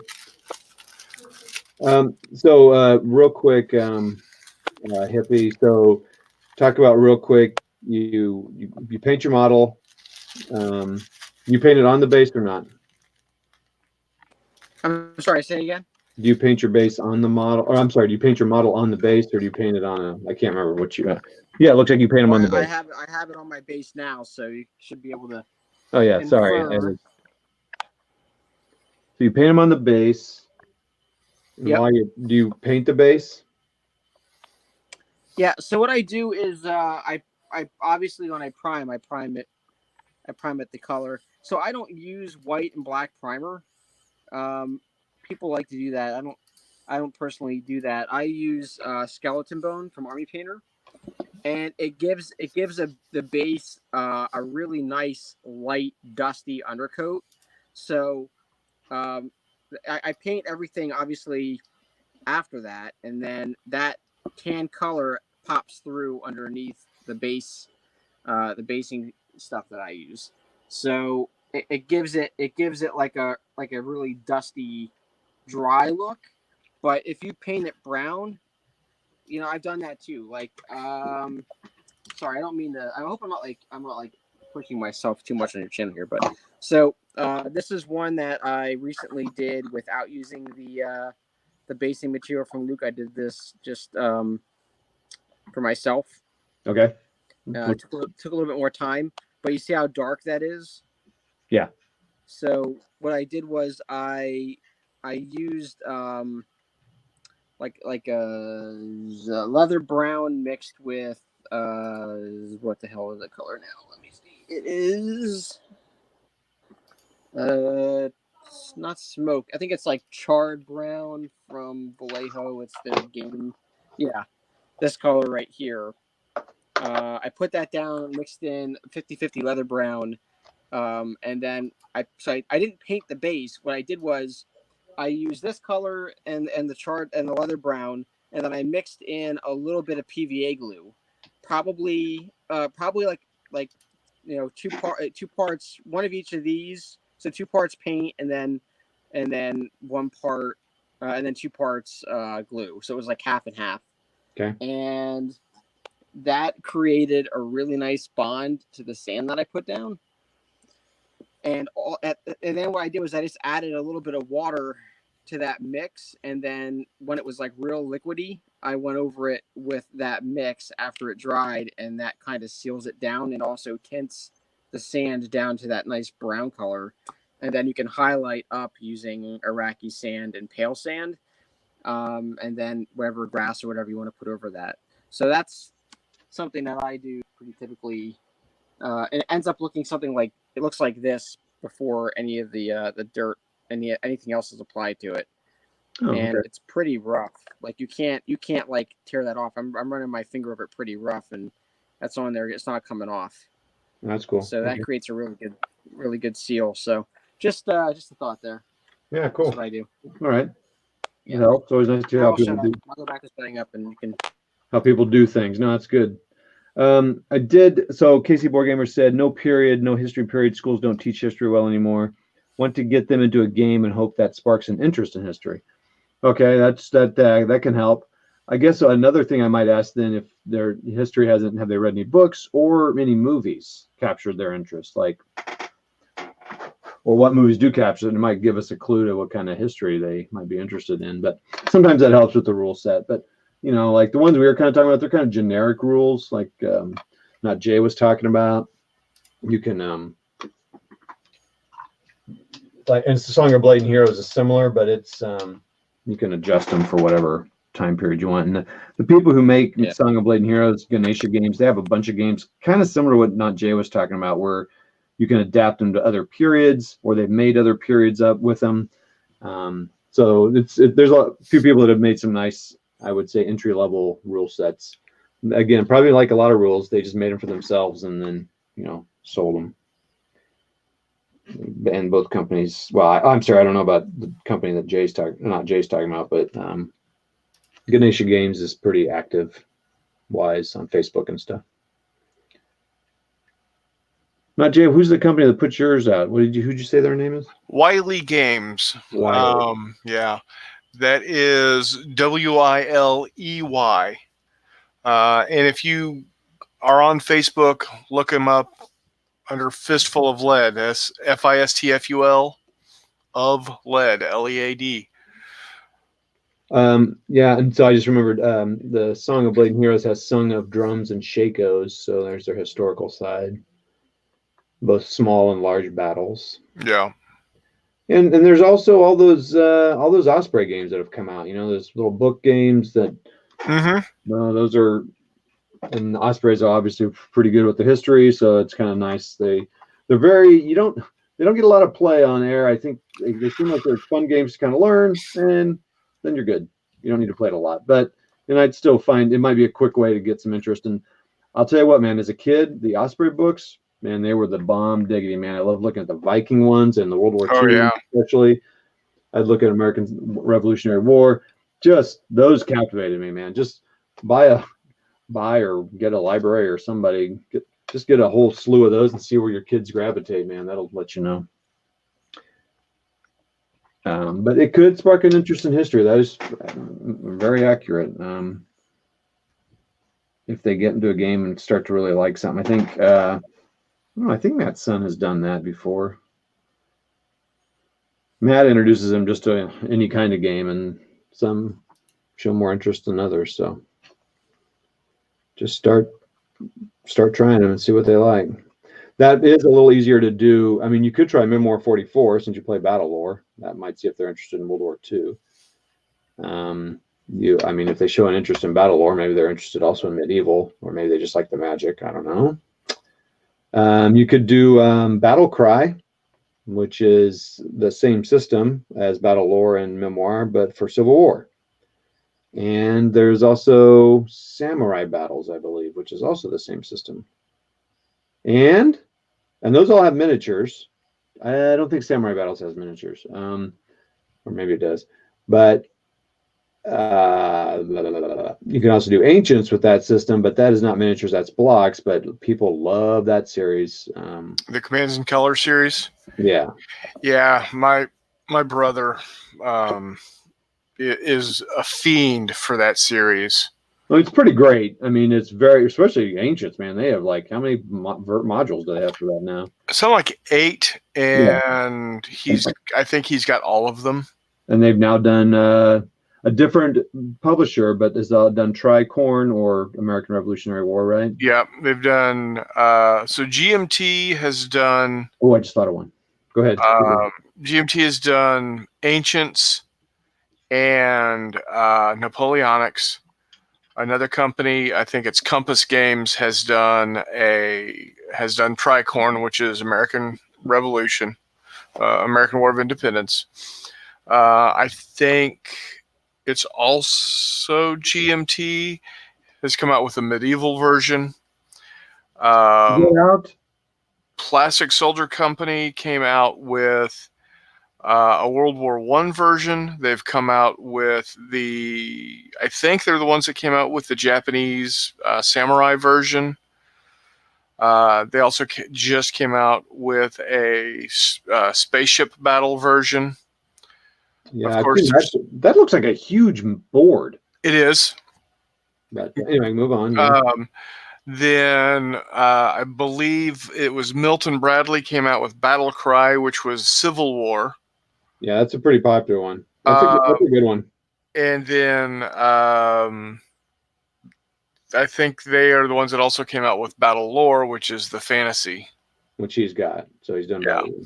Yeah, I mean, that system there, and as you know, you've played at KC War Games, it's pretty simple, but yet a lot of them, not all of them have miniatures. Like a lot of them have blocks. So you want to check that. If you want to do miniatures, check.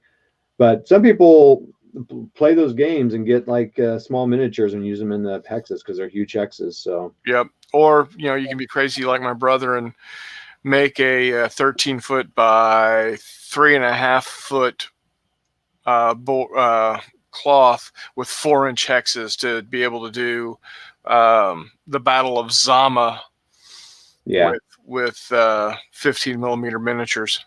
Well, you just get yourself a HOTS battle mat or some other whatever that put hexes on them, and you can do it that way too. And I think some have made them with the 3 dividing lines for that state style of game. Yeah. Another one I just thought. Well, he's got something. Original Grognard. Do enjoy me some CNC. Yeah, it's nice. I have most of the Richard Borg titles. Okay, well, there you go. All right, well, I need to scroll up there. He's got a lot here. So, sorry, let's see here. No period one.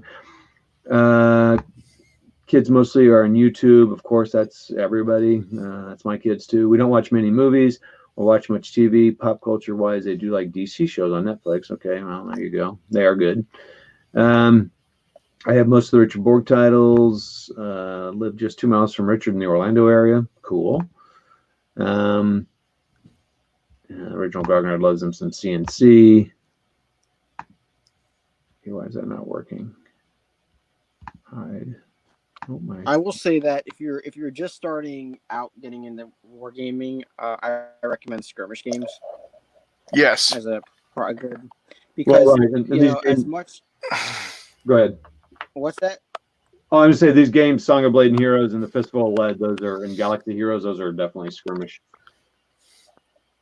Yeah. Yeah. Start out with skirmish games, and then if you find something that they like, then you can go into like some of the bigger games that use more miniatures if they're into that. Another thing is, don't be afraid of tabletop games like D&D. That's a really good primer to get into sort of like the scenario driven war games and skirmish games. Yeah. If they can handle D&D, they can handle pretty much anything. And if you're looking for historical driven, narrative driven stuff, I think Gangs of Rome is a good way to go. As Najee pointed out, that's a really fun system and has a nice narrative to it, and so it's something to think about. If they're not into like ancient history, if they like I don't know, you say I don't watch a lot of movies, but if they like Band of Brothers or Troy or 47 Ronin, like any kind of movie like that has like some historical elements, but it's mostly cinematic. That might be a good primer too to get them into wargaming, because there's lots of games out there that are skirmish level that can kind of make you feel immersed in that time period and also in that cinematic moment. There's a lot of cinematic moments in wargaming and skirmish gaming, so you might be able to find that from that. So there's a thought. Yeah, the thing with Well, it's true with most games, but definitely miniature games to me. It seems like, you just got to start kind of buying some rules and reading them and trying them out, and even using like, I don't know, little stand-ins for models and stuff, especially if you don't have any models, just to kind of get a feel for them. I kind of have come to the point that I just don't mind buying rules. I may not ever play them, but you just kind of have to do that. We can all give you suggestions, but you might stumble around one we never mentioned, or maybe with miniature games, they might just not resonate, right? Like I probably would not enjoy Mortal God, but a lot of people like it, and these guys. Hey, if you're interested, you can get the rule set for free right now on a download. Oh, really? That's cool. You can get the rule book for free right now on a download. Yeah, there are. Yeah, that's another place to go. Okay, so you got that, some Mortal God. So you just go to the Footsore site. Is that Footsore? Yes, it is. Footsoreminiatures.co.uk. Go to Mortal Gods, and you can get the rule book, the core rule book to download, and I think there are some cards. You can get some of the new card sets that they have out for right now. They are going to be released later as a deck, but I think because it really took off well, a lot of people were bothering the Footsore team to get those rules available for download, and for right now, at least you can download it. So I highly recommend, if you're interested in Mortal Gods or you have any interest in rule sets, skirmish games, ancients, whatever, download it and check it out for yourself. Cards. Huh? What? Cards. Lots and lots of cards. You need cards for that? It is card. So they use a lot of cards, and the cards are really helpful. So sorry, I'm really not trying to sell this on your channel, but you are. But it's fine. I don't know. Whatever you got to do, man. By the way, Hippie, the PDF rules, actually, I'm on the website now. The PDF is $7. Oh, are they selling it? Yeah. No, what it is, it's a quick reference sheet. That's for free, the quick reference sheet is no cost. $7 isn't bad just to read and see if you like it. Yeah. Again, and I know a guy who wrote a good portion of that rule book, so you'd be doing him a favor, right? So here are some of the cards, and you can see they're just insanely good quality. Not Jay can attest to that. Oh yeah. They're not like cheap cards. They're really well done. You get so these are called recruitment cards, and they give you everything you need to create a force on the fly. So you don't need to you don't have to like worry about only having like one type of, what they call a locos or a company. And that's it. You can create multiple different companies for any scenario, whatever you want to do, and all your information is right there on the card, so you don't have to keep looking it up in the rule book. So there you go. It's pretty neat. Yeah. I'll shut up now. I'm gonna go back to painting. It's another option for you. Let's see. One Son Likes Memoirs. Zvezda did the samurai game, but the minis were really fragile. Yeah, I would never buy War Games Factory. Sorry, I never try to be negative on my channel ever. But they're okay. Broken was Taft trying to get him off the sprue. That's fun. I have almost 20 years of clipping from sprues, and this had this issue. I'm sure. Yeah, War Games Factory are like the worst plastic miniatures ever. There is a comp skirmishing. That's interesting. Was that a typo? What is that? Skirmish games would be the easiest for me to start, most assuredly. Yeah, the game companies have definitely realized that, and that's why every single one of them have jumped on board with that. So anyway, hopefully that helps. I'm sure you just War Game Vault is another great place to go. You can find lots of really inexpensive rules, free rules as well. But it seems like typically you get what you pay for when you get free rules, in my opinion. But that's a rational. Well, that's not true. because a lot of good games are free to download because you have to, because you're eventually going to buy the book and stuff. In the board game realm, anyway, there's a lot of people let you download the rules for free. But anywho, so there you go. I look forward to hearing what you get at some point. I'd love for you to come on here or go into Rocky's War Room. KC Board Gamers, I don't know if you heard us. Rocky's War Room is a channel that the three of us met on. We just ramble about all kinds of different things. Hence the reason the ramble. Yeah, thanks. But actually, we do have topics that we ramble on, but then we kind of keep going. But we'd love for you to come on there sometime, or that's because that's regular. That's Saturdays, sometimes Fridays. So that's Saturdays every week for the most part. So that's a nice regular schedule you can get. I'm pretty random when I do it. So that's, I'm itinerant hobbyist. I just travel from thing to thing. So anywho, but you can go on there. We'd love for you to come on there or on here and let us know what you find for your kids. It'd be fun to see it and shoot some videos. Let's see what you got going on. I am now doing my third day worth of stuff. Well, it kind of, with your travel schedule, you kind of have to cram in those 30-minute as you can. Yeah, but I'm still doing more than I would do if I wasn't doing the challenge. Exactly. Which is why the challenge is nice. Again, I'm not going to do the 100 days. And like so some people, there's one called Bane. What is Bane's? Oh, Hanger Flying is his channel. Yeah. He's doing like 30 and 120 or something because he travels a ton for his business. Maybe because, well, he's a pilot.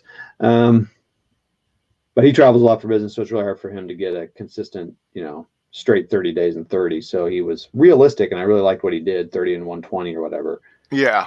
But again, he's getting more done than if he didn't do it. And Rocky's inspired another guy. I just saw some guy to do a 100-day post. I thought that was pretty cool. Yeah. I am getting a call from my son who's in my house. He's in the house. I'm going to mute myself. You guys. Mom, meatloaf. Mom, meatloaf.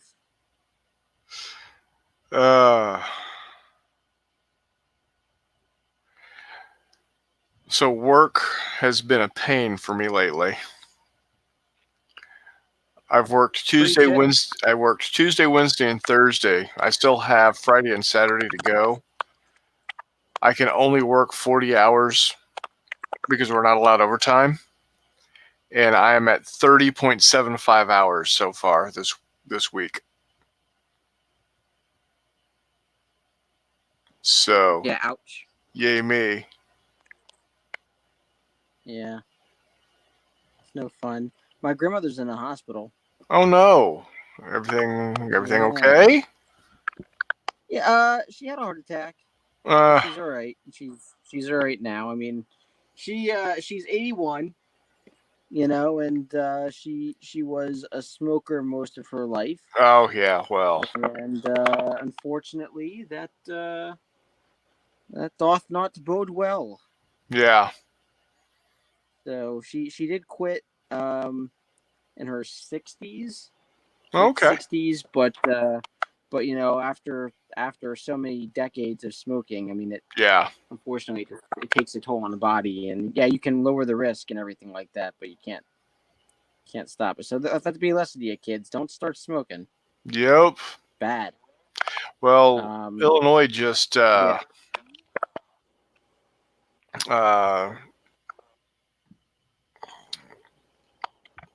I just completely lost my train of thought.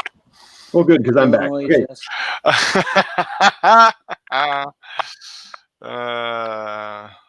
Yeah. All right, so KC Board Gamer says, I have 4 painted GW Fantasy Armors and 2 40K, like Skirmish, but do miss the Fantasy Large Army games I had. Yeah.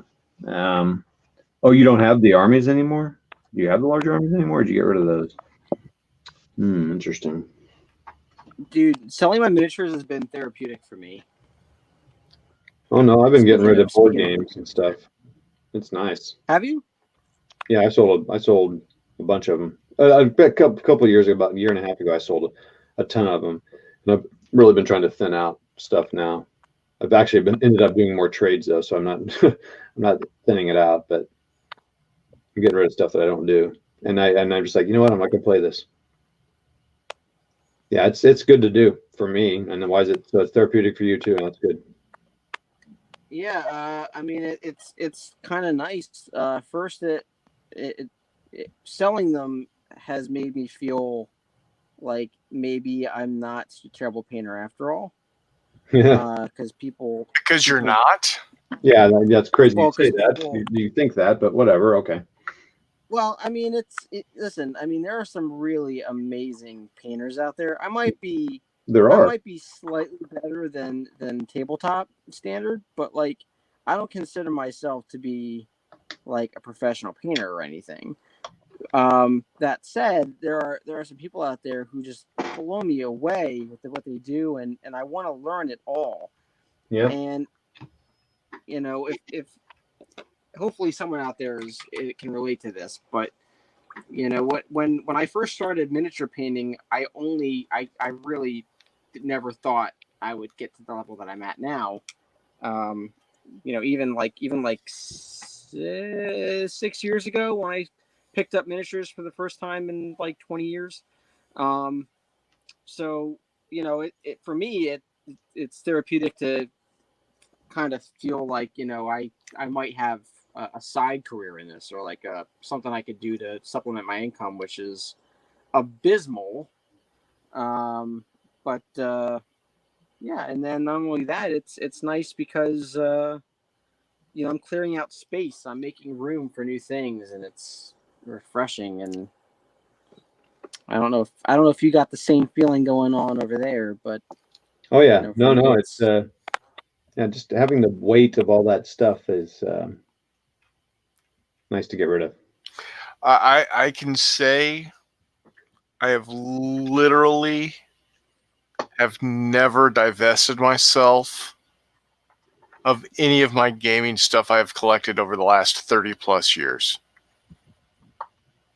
Yeah. But you're okay with that though, right? Yeah. Yeah, exactly. I have a very hard time. I've got 40K miniatures that I've had for 15, 20, 30 years. 40K years? Yeah. And I can't, I don't play the game anymore, but I just can't bring myself to get rid of it. Yeah. I don't know why.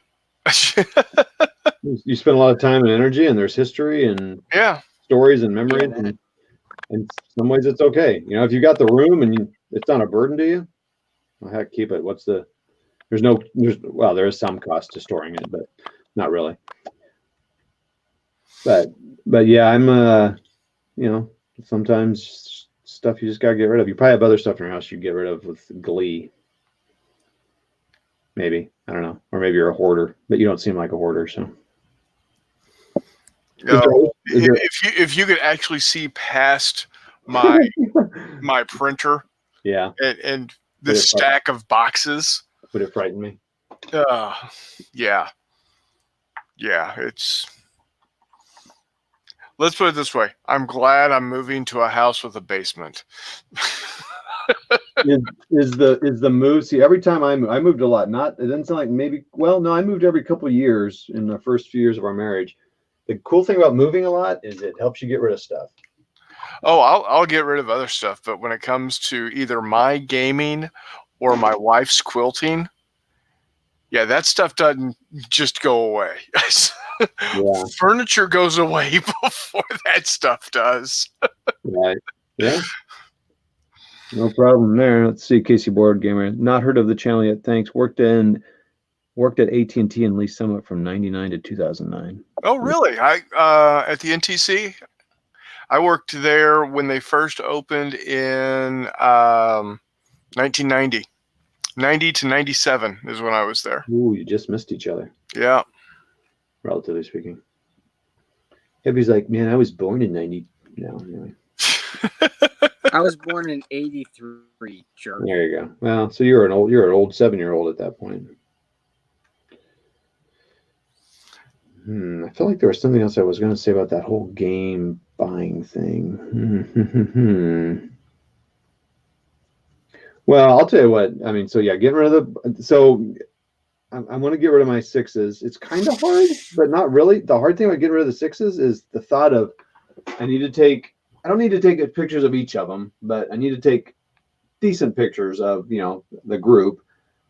So there's that, and there's just kind of I need to count it so you know exactly what you're getting, and then I have a bunch of unpainted that I need to. It's just a little bit of the hurdle of putting it together to sell it well.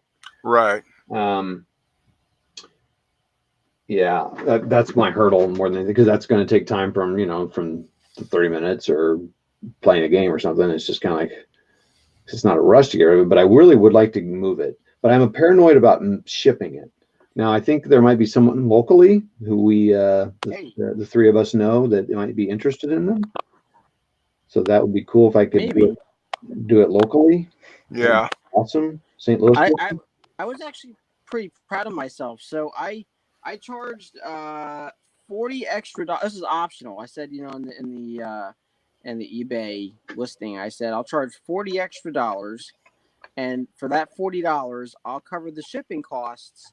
But that $40 is going to cover one of those like foam boxes with the boxes with the foam in it that you can pull stuff out, and yeah, the person was like, yeah, it's a great idea. I think I'll do that. And so not only did it ship safely in that foamy box thingy, and it arrived well with everything in there, but I didn't have to buy it. The person technically bought it themselves. Right. And all I had to do was get it on Amazon so that it arrived in a timely manner. So that could be a solution for you. Just charge an extra $40, cover shipping costs, and say in your note that if you really want these to arrive in a decent condition, they have to pay you to get the box, and it'll add like a day of whatever work time, but they'll have a nice shiny box as well as the miniatures. So what kind of box did you buy? I'm curious.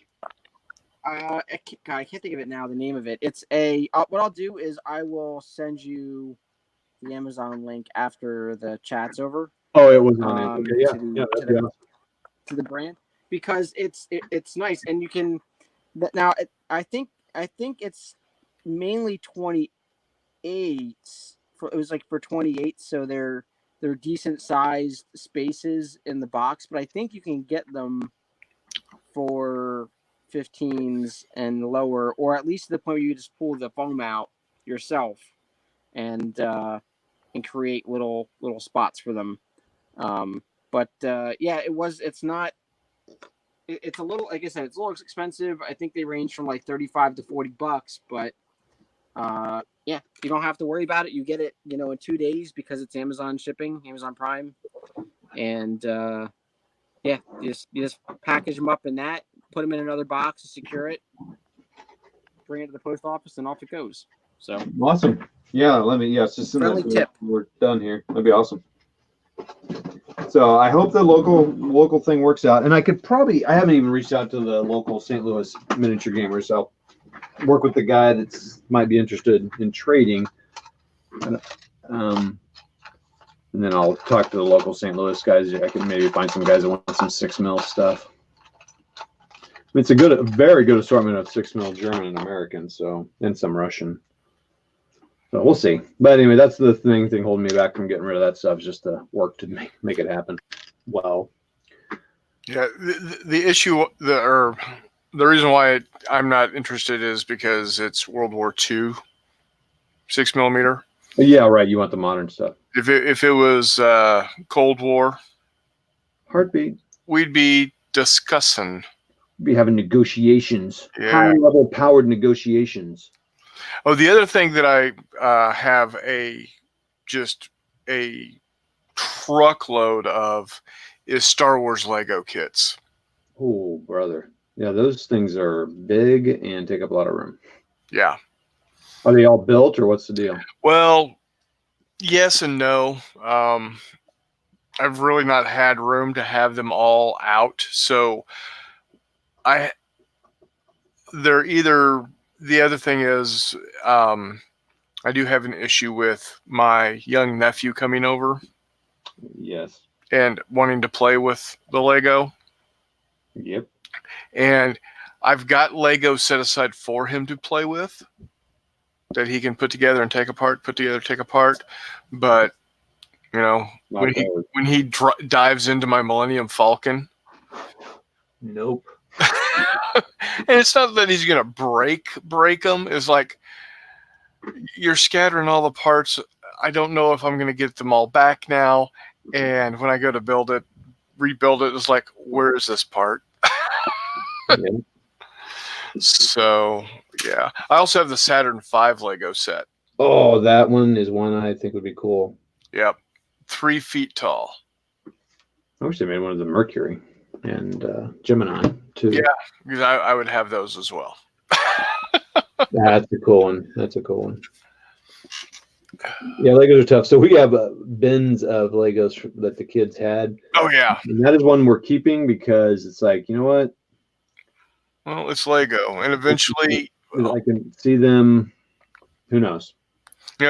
Maybe eventually, if this is something that is in your future that you want, you'll have grandkids and they'll be able to play with the Lego. So, but we are probably different than you. It's disaster. We have all the instructions. Uh-huh. But they are not. They're all in big jumbled messes. A lot of my Lego are like that as well. It would be a chore to build something from the sets we have. Well, see, what you do is you get, about, what are those? Well, you get those plastic bins that are about the size of a desktop inkjet printer. Yep. And then what you do is you just sort out by color.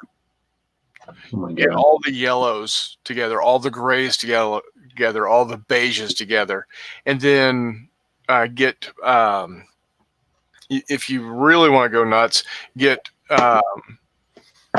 like the Glad Tupperware stuff, and then so you separate all of once you get all the yellows together, separate the yellow 1x1s and 1x2s and the thicks and the thins, and that way.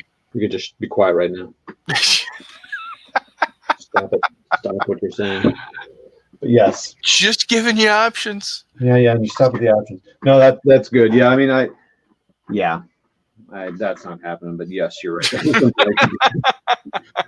It's like, obviously I wouldn't worry about it or I wouldn't have bunched them all like that, but yeah, Legos brought a lot of joy with the family for years. So, and they'll last. And I guess I'm kind of waiting until grandkids, and if that does or does not happen, if they are not interested, then I'll move them. But and who knows, maybe my boys might get interested in them again and want to mess with them or something. So I'll kind of hold on to them for that for now. Oh yeah. They're not. I have the room now, and I don't mind keeping those for now. Everyone, I used a pin vise for the very first time in my hobby career. Oh yeah. Put that tree on the back. Let me put me a solo here so I can see what I'm looking at. Put that little tree on the 10 mil command base. See, that's one thing that it looks really cool, but yeah. But what are you going to tell me? I think I know where you're going with this. When you start moving them in the city. Yeah, just anywhere. You move them, on the battlefield, and here I am, Captain Shablonsky, dragging this elm with me. It's camouflage, bro. I don't mind doing it for an HQ. Yeah. Well, my HQ. About adding trees to your bases, or hold on one second, I'll be right back. So Hippie, we're talking about this. I added a tree to this base, this headquarters base. Hey man, it's nice. I approve. When I was doing 28 millimeter Native Americans, I guess it would be American Indians in this period. Yeah. Yeah, I definitely added trees, and I thought it added something to it. It made it look more cinematic, and yeah, who cares if you're dragging a tree along? Yeah, I'm kind of camouflage, So, man. It does seem when he says it yeah, like that, especially makes me think of a Monty Python skit or something. right. Bring the tree along. It's an X parrot. So here is my Let me get you on here. I'll mute myself again, so I'm not. Oh, So- yeah, I've seen this. yeah. This is my lousy. There we go. It's a communications or headquarters or Ford Yeah, Observer. it's a headquarters unit. It's an M577 with the tarp coming off the back, Yeah. and Wow. this would be a Ford Observer Jeep.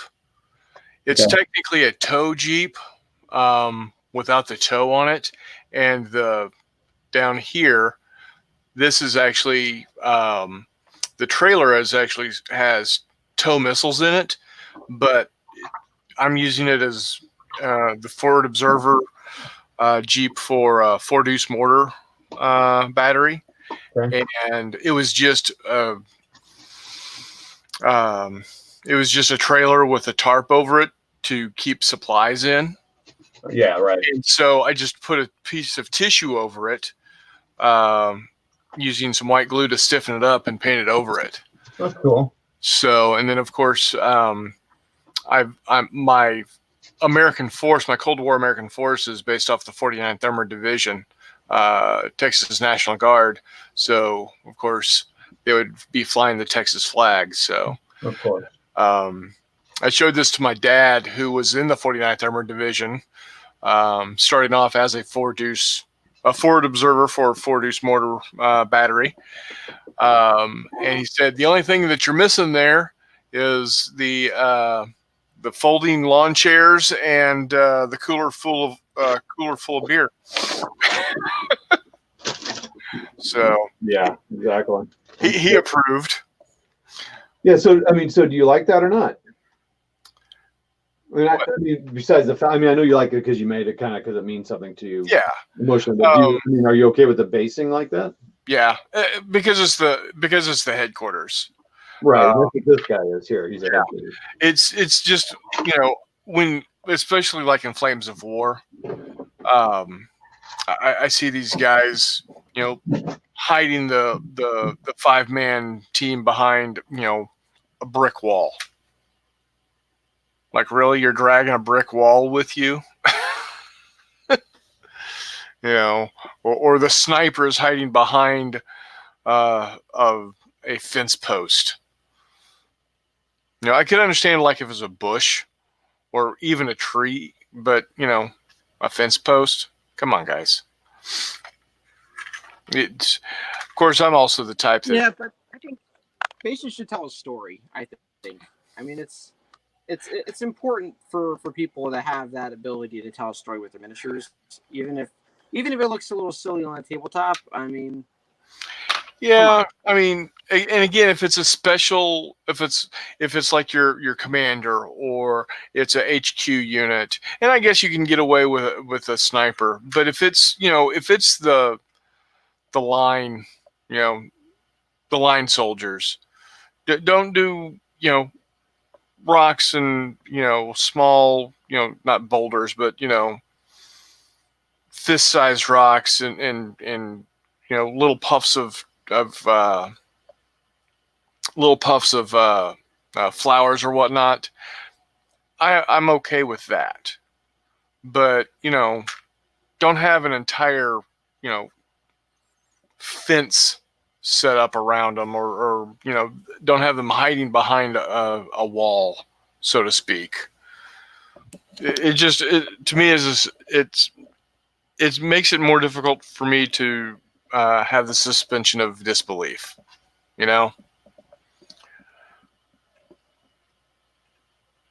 But that's me. Sure, Buzz, I'm Buzz not. Killington. I'm not. I don't prefer it, but if that's what you want to do, by all means, go ahead and do it because I can't tell you how to have fun. Yes, exactly. Well, I mean, you can't tell me how to have fun, bro. Sorry, guys, I got distracted here. My son, who was on the phone, is now with me here, so just a minute. Is he still talking to you on the phone? No, he's actually here in person. It's weird. Or is he just texting you? He's sending me messages via MySpace. Okay. He's pretty hip. MySpace? Is that even a thing yet? He just started it again. Speaking of commands and colors, my brother and Henry Hyde from the UK will be playing a game of Commands and Colors Napoleonics this Sunday morning, 6 a.m. Central Daylight Time, live on YouTube. If anybody's interested. And the crowd goes mild. Yeah. What is this? Command and Colors? Yeah, Commands and Colors. Napoleonics. Interesting. Oh, never mind. I don't care about Napoleonics. So, by the way, yes, MySpace is a wait, thing. Wait, are they riding dinosaurs? No dinosaurs. Oh, yeah, definitely not a thing then. Nope. Yeah. Pass. Hard pass for me on that. So, and by the way, yes, MySpace is still a thing.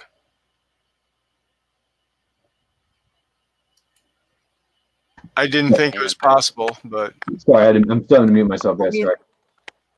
I think it's like primarily a place for bands, or at least it was a few years ago.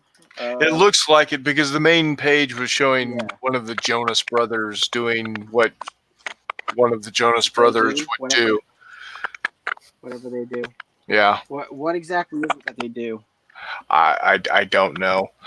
Is it music? Do they do music? I think so. Well, they call it music.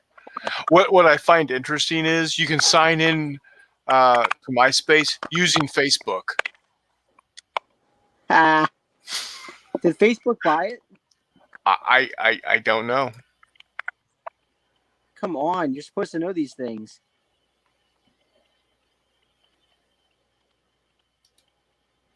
But I find it very interesting.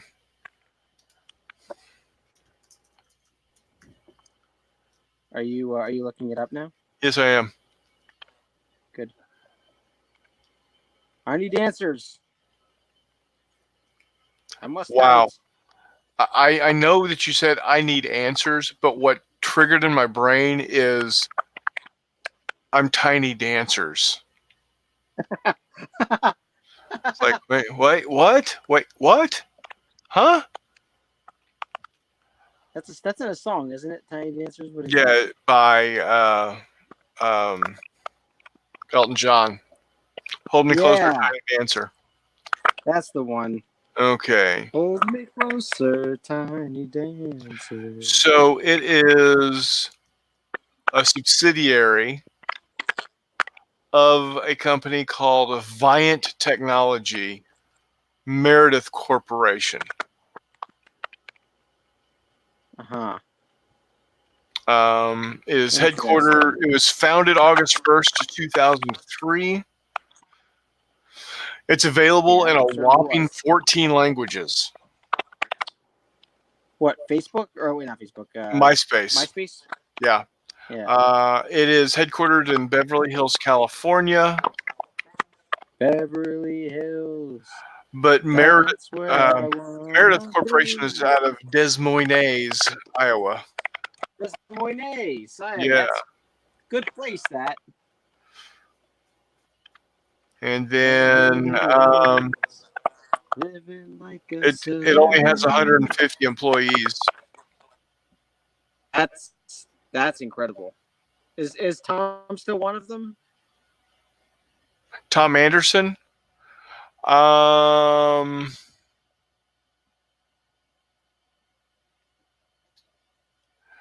don't know. The current CEO is Tim Vanderhook, and the COO is Chris Vanderhook.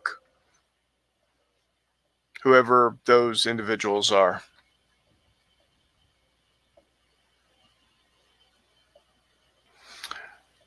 So from 2005 to 2009, it was, or from 2005 to 2012, it was owned by News Corp, and then purchased by Time Incorporated and Meredith Corporation. Really? Yep. Huh. Utterly fascinating.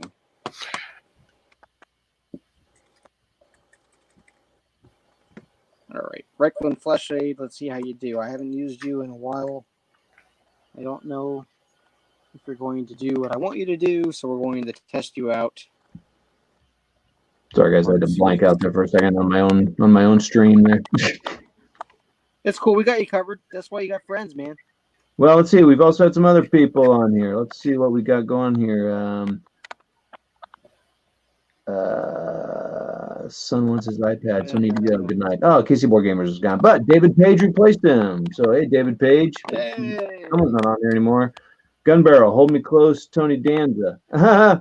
Hold me close. Danza. Danza. That's Gun Barrel. Closer, Gun Barrel's got a Danza. channel. He's got some weird stuff. He's a war gamer, sort of. He's like me. He's kind of all over the place. Gun Barrel and I have a little rivalry here. I don't want to talk about it right now. We might get in a fight. We got Walkabout Games with fellow guys and Hippie. Who? Who Yeah. said that? Walkabout Games. Oh, hey, Walkabout Games. Good day, mate. So I wish I could see who's on with us. But we have one person, so it's either Gun Barrel, Walkabout Games, or David Page. Thanks for joining us, everybody. When you're on now or we're on, that's appreciate that. Thank you all. This has gone a little longer than 30 minutes, so it's gone 2 hours and 11 minutes. About time for me to go to bed, probably. But Yep. I'm getting there myself. You guys are we're wimps, bro. Hey, wimps. so I got 3 days worth of work done on this chat here, so that's cool. So now I'm going to get off here and shoot. You almost have 5 days worth. Well, yeah, but If you keep going, you'll get there. yeah, I'll hit my 30 in one video. Now that, yeah, I got some ideas about how to speed things up here in the future. In the future. But I did have someone else paint these minis for me, so I was thinking, well, that could expedite the basing that way. He would have based them for me, but then that would have just been. I wasn't sure I was going to base when I had him paint them. Yeah, that's the trick right there, is knowing ahead of time. Yeah. What you want your bases to look like, man. Yeah, for sure. Sure. Photo. About the scenic bases. I mean, I think it looks cool. Like if you know you're going to do a Stalingrad battle and you've got them on Stalingrad like bases, that's pretty cool. Yeah. But and there are guys that do this. There are guys that make their winter bases. There's a guy that make their Stalingrad bases, and they do the same army in multiple things. I'm like, I might get to that point, but right now I'm just trying to get some basics. Right. I'm not quite ready to start doing the same army 5 times. Oh, the Walkabout Games is off. I'm sorry, the KC Board Gamers is off. Oh, wrong country, Hippie. It's not mate. LOL. Yeah. What is it? A. It's A, not A. What do you say? Wrong country, Hippie. It's A, not mate. Lol. Oh, are you in Canada? Yeah, Walkabout Games is in Canada, eh? You knew that, eh? I don't know why, but I always assumed Walkabout was something from Australia because of Well, you do take a walkabout in the bush. Yeah, you take a walkabout. Take a walkabout bush. Right. Eh? With Crocodile Dundee, man. We're Americans. We don't know what anything else is in the world. We're America. That's all that matters. America. America. I'm just kidding, everyone. Don't do it. I know. I do want to say that, America. Mm-mm. Nope, not gonna do it. Not gonna Would be prudent. Not Not at this juncture. gonna do it on my channel. Not with that attitude.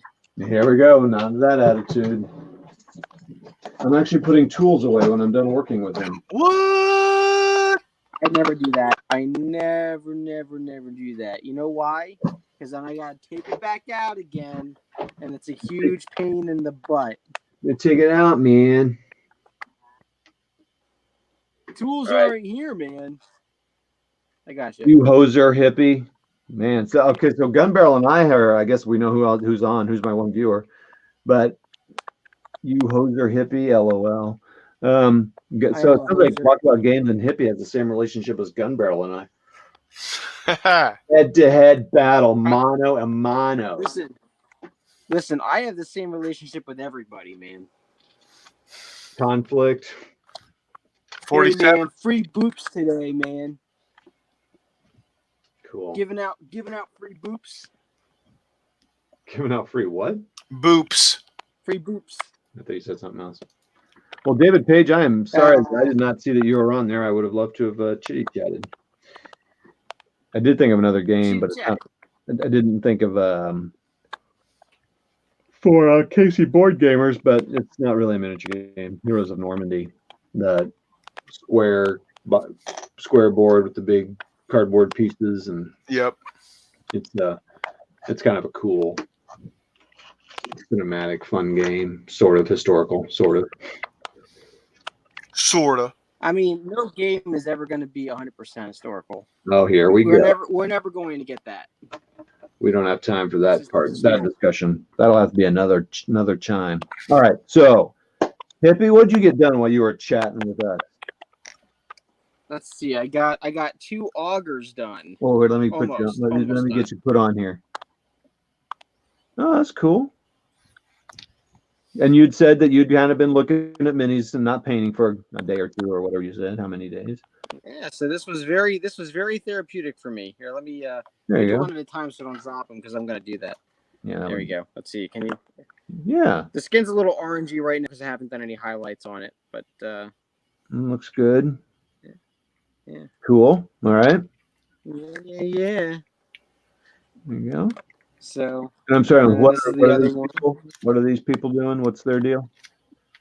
So they're Etrusco Latin augurs, and they practice augury, which is as boring as it sounds, actually. So They gut an animal to see whether they're going to have luck or not. yeah, so they got an animal. They examined certain parts of it. There was like a whole school of augury back in the Etruscan and Roman periods, and they use this to make determinations about the future. And if you're familiar with Julius Caesar, the play by William Shakespeare. I am familiar. Billy Shakes. You're familiar with the phrase "the Ides of March, beware the Ides of March." Yes. That was spoken by an augur, a priestess who practiced augury in that moment. So it's like a fortune. It's a seer, you know, A soothsayer, if you will. A soothsayer, if you will. Well, I will, and I did. That's what they are. Yeah. So you got those 2 done. Yeah. You start working on the one in the back there behind him. Who, me? Mm-hmm. Yeah, I just got a base coat on this guy. I didn't do much. He's a lictor. You know what a lictor is? It just sounds like a setup for a joke, but go ahead. Do you know? Well, you know what a Faskies is, right? Of course I do. I'm not an idiot. No, what is it? That's what he's carrying. Okay. So a Foskies is essentially an axe surrounded by a bundle of sticks or rods, and you see it now because Foskies is the root word for fascist. And if you've ever seen fascist imagery, it has that. It has a Foskies on it, and the symbolism there is the person that carries it or whoever that auger, that lictor serves, has the ability to essentially use those rods to beat anyone and uses the axe to kill anyone without any sort of legal ramifications whatsoever. It's supposed to be the authoritarian symbol. So the Romans and the Etruscans used it to signify kingliness or whatever, absolute power. So there you go. Your history lesson for the day. Again. Yeah, no, that's awesome. Your That's good stuff, man. history lesson. Yeah, it's Very almost cool. like I know kind of this stuff. Almost. Almost. Almost. Almost fire. All right, now Jay, what'd you get done in this time together? Well, I have dry fitted all of my Star Wars Legion models that I just recently purchased. Yep. Director Orson Krennic from Rogue One. I don't know if he's coming up real clear here. Again, I got crap lighting. I really need to fix that. You need to get what I got. The you saw that lamp? Here, let me. I love lamp. You see that lamp? Yeah, okay, so that's the model there. Okay, good. And then I also got Pathfinders. Got him done. Yeah. Very nice. And so these are a little bit of assembly. You got the assembly done, ready to paint. I'll get them primed up. Yeah, those are cool. And then, what scale is that? Is that 130? Made up thing, like 30 mil or something. Yeah, they're like 30, 32 mil. It's crazy. That's dumb. Why do they do that? I know why. But I did put these three guys together. Oh, that's cool. Yeah, get some Peripoloid going on there. Yeah. So, are you actually going to use those for the rules they're made for, or are you going to use them for the rules? I'll use them for whatever. Now, this is really looks bad because I just bumped them, but I had these done. I've been working on these guys for a while. Oh my gosh, that's a lot. Nice. A lot or not? Yeah, that's why. Why would you do that, not Jay? They were all in here nice and neat, and what kind of monster are you? The cat ran through here and bumped him. Was like, you weasel-faced furmonger. That's it. Walkabout Game says, "LOL, I just built the same guys an hour ago, not Jay." Oh yeah. Yeah, I saw that post that he tagged Jay in, my brother, and then I immediately dashed over to Fantasy Flight's website and was like, drool. Because the new set of rebels, you can you get a Malastarian, the three-eyed guy. You can get a Ithorian, the hammerhead guy, and then there's one guy. He's green with like eyes on. Yeah, he's got polio. It's fine. Yeah. So, and then some stormtroopers with some upgraded weapons and stuff like that. So those are coming out soon-ish. The new stuff is so awesome, so says Walkabout Game. Yes, it does look so awesome. And I didn't want to want the new core set that's coming out for He wants you to want me. Exactly. But I didn't want to want the new core set, which is Clone Wars. But then I started seeing some of the stuff that they're coming out, you know, some of the expansions. It's like, damn it. I'm going to end up buying them. Funny. Because he's building vets right now. Yeah. Those are the Hoth troopers, right? I think those we're waiting for that answer. Hippie, show us that light again. I'll pull you up here. What's that? Show your light again. I've got you on the main screen. Oh yeah. So I don't know if have you seen this, not Jay? Oh, that's nifty. Yeah, it's refurbished. I got it on Amazon for $60. Oh, nice. And it has multiple light modes, and it lights up my entire It's this area here. It's kind of Is nice. is it an OT light? It is not an OT light, But it's similar? It uses natural light. It has a bit more of a yellowy tone to it than I thought Yeah. it would, but it's still natural light, and it really kind of brightens up everything. It's a lot better lighting. So it goes over my entire table, and then I have 2 lamps in front of that. So I have one right there, Yeah. and I have one right there, and that brightens up everything. I can see everything. It's fantastic. What kind of lights are those? Much better than my old set. What's that? What kind of lights are those? The 2 lamps. Yeah, and they're cheap. They're I got them on Amazon for like I think like $12 a piece or something like that. Are they They're LEDs? nice LED lamps. Yeah, they're LEDs. And there's 2 different modes on them. So if I go into dark, this is what it looks like without this in the lower. Oh, there we go. The lower spectrum right there, and then you can see the difference immediately Yeah. with that. So What if yeah, they're I off? like them. You turn both off. I want to see What what if they're light do. Okay. Oh, that is yellow. A little bit more.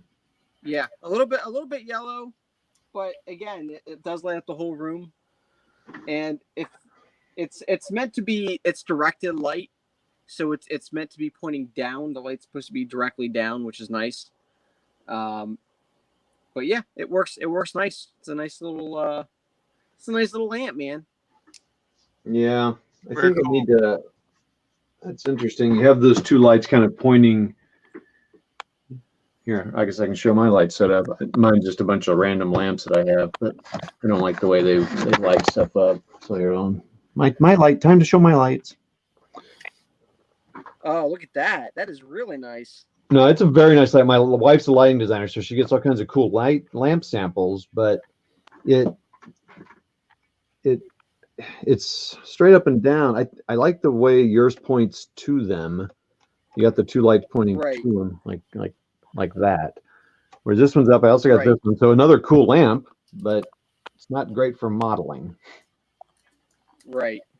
Yeah, I did see that one too. That's another LED. The overhead one that you have is perfect for adding extra light.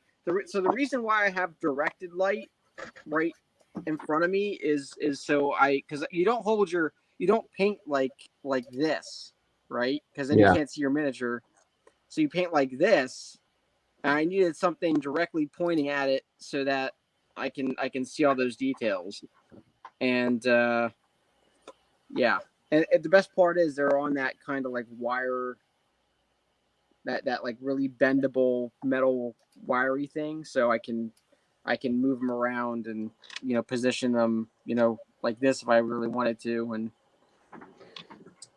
But pro tip: get yourself one of these guy.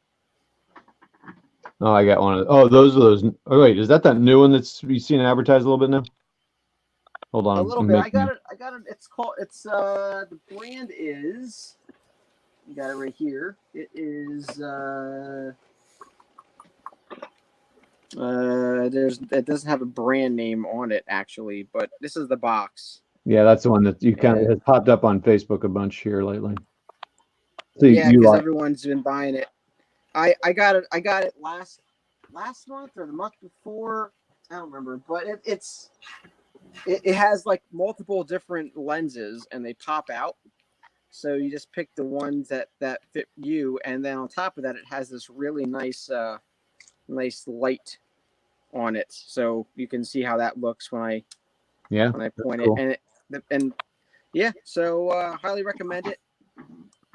It's really nice. It doesn't screw with my depth perception at all, so I can still kind of see where the brush is going. I got a pair of readers and they're crap, so I don't use them. Yeah. So I'm sorry, I'm like babbling on and you trying to get off. You are so talkative today. All right, so yeah. Here's just with that black. Well, no, let's turn. So I got this little like ambient thing here, so I can turn that off. So you can turn them all off. You can see what little light. This is a closet I'm working in. Oh yeah. I mean, it's just that top. I took the cover off so I could put a higher powered lamp in there. That's what I had. It's so funny how these cameras work. It looks in the camera, that looks really bright. Like, oh, it's not bad. No, it's like really dark in here. Yeah, I know. I believe you. Yeah, the camera kind of picks up ambient light and then amplifies it. Yeah, so it can shoot in darker. Yeah, I really recommend, if you have the money for it, get one of these overhead lamps like I have that go over your desk and have directional light straight down, which is kind of what you want. But what you have right now, that's perfect. That overhead lamp, that is really nice. Do you know what brand that is? I'd have to ask my wife. I don't know. I assume it's like an Architect lamp. Yeah, I mean, it's obviously, yeah. I mean, there's the base. It's very heavy duty. Well, so what I'm thinking is I've got the overhead light like you've got, sort of. I mean, I've got some good overhead light. What I need is something that's directional facing towards and so when I'm shooting videos as well, it's really hard to get them. Like, it's dark there, right? I mean, it's not focused, but yeah, it's because all the light coming from the top and really back. Dark. Yeah, and you're really better off getting lamps like these. And I found that I needed two of them. One was not enough. So having two of these bright LEDs, I can't tell you how much it has changed my life. So I'm a new man. And even when I bring it up to the lamp, like the lamp here, it's still, to me, that still looks dark on my camera, but in person it's a lot lighter. And I suppose I could probably change the light a little bit more so it's brighter, but that looks a lot darker on the camera than it does in real life. So strange. Cool. All right. So Najee got some good stuff done. We had some good discussions about history, lighting, games for kids, for teenagers. Oh, Walkabout Games said yes. Yes to something that Najee said. And then Clone Wars tanks. OMG. Absolutely. So yeah, I haven't seen them yet, but I'm sure they're amazing. So yes, they are. Well, if you've seen the first movie. No, I just mean I haven't seen the models. Yeah, well, yeah, it's dead on. It's a perfect likeness of the droid tank, and then the Republic tank I had not actually seen anywhere. Maybe on one of the Clone Wars TV episodes. Right. Well, everybody, that was the longest 30 minutes I've ever experienced. 2 hours and 32 minutes. But I got next time you're not going to invite us. No, this is good. I mean, this is good stuff, man. So I got 3 days worth done. I'll just tell it all now. Day 15. So day 15, I got the bases painted for these. I'm looking at Hippie. Who cares about Hippie right now? It's all about me. So let me get off there. Yeah, forget about me. Forget about it. I got this. This is in Blitzkrieg Commander. I'll say in Blitzkrieg Commander because it'll be the biggest. This is about a battalion's worth of stuff, so that's pretty good. In skirmish down to bolt action or chain of command or something, it would be a platoon. Well, that's pretty good too, I guess. Yeah. And then I grassed up all my little counters that I got from Historique. Little number counters there. Oh, that's cool. Yeah, so I just put some flock on them, and it's cool. And then that was day 16, and then day 17, I grassed up I wasn't planning on doing this, but I thought, well, maybe it'll help me move them. When it gets really hard to see, guys, with the light, sorry, but I've grassed up and so technically based my 10 mil stuff, so just kind of like what I did. So that's cool. Put that tree in that headquarter base so that it'll follow it around so they have camo. So that's three good productive days. Again, the whole point of the challenge is to just get you doing a little bit every day, and next thing you know, you'll have a painted army, which is pretty awesome. Because we all get in those funks like Hippie said he was, and we started the call like, yeah, I just don't feel like painting, and it's really easy to stay in that for a long time. So Yeah, so I appreciate this chat tonight. Thank you very much, Brad. yeah, you're welcome. Yeah, that's why we do it. So thanks everybody. We got to think of a different sign off when you're on my channel. I don't want to take the stuff that we say on Rockies, like, you know, it's just not. It's like that's the sign offs we use for them. So Ciao, suckers. yeah, see you later. Anyway. Yeah, thanks a lot, guys, for hopping on. Thanks for all the guys that jumped on. Walkabout Games, Gun Barrel, David Page, KC Board Gamers, a new guy to the group there, the original Grognard, and Dash of Alon, Curtis was on, and there's one more I'm missing. It was the original Grognard. Nope, Al Red Sox fan. That was a long time ago. So thanks all for jumping on. Some of those guys all have channels. Check them out. If they sell stuff, which none of them do, I don't think. I'd say buy their stuff, but they don't. And you can see Not Jay videos on Rockies War Room. He's been shooting some videos and posting them up on on the Rockies War Room, so that's cool. Obviously, I have a channel like Terran Hobbyist, and then Hippie has the Extrovert Paints. Is it an Extrovert Paints? Correct. Sorry that I don't remember the And name. Extrovert. I'm And subscribed. Extrovert Paints. An Extrovert Paints and Extrovert Paint. He Correct. So go check him out. I'm an extrovert that paints. He's got some older videos that he started when he had a different name to the channel, and then he had a long break, and then he's been shooting a few more here recently. So we'll give him some love, so he'll keep making videos. So Yeah. I know that's not why you do it, but it's nice to get the clicks and views. So hey, my whole purpose is to help people. So if you're helped by my channel, then I am fulfilled. if you're emotionally scarred, well, mission accomplished. Mission accomplished. All right. Hey, everybody. It's so hard for me to say goodbye. I just can't quit you guys. We'll talk to you later. All right. See you guys. Bye. Bye. Bye. Bye. Bye. In broadcast. Oh, I can in broadcast. And I can keep talking to these people. Yeah. So am I ended yet? Nice. What?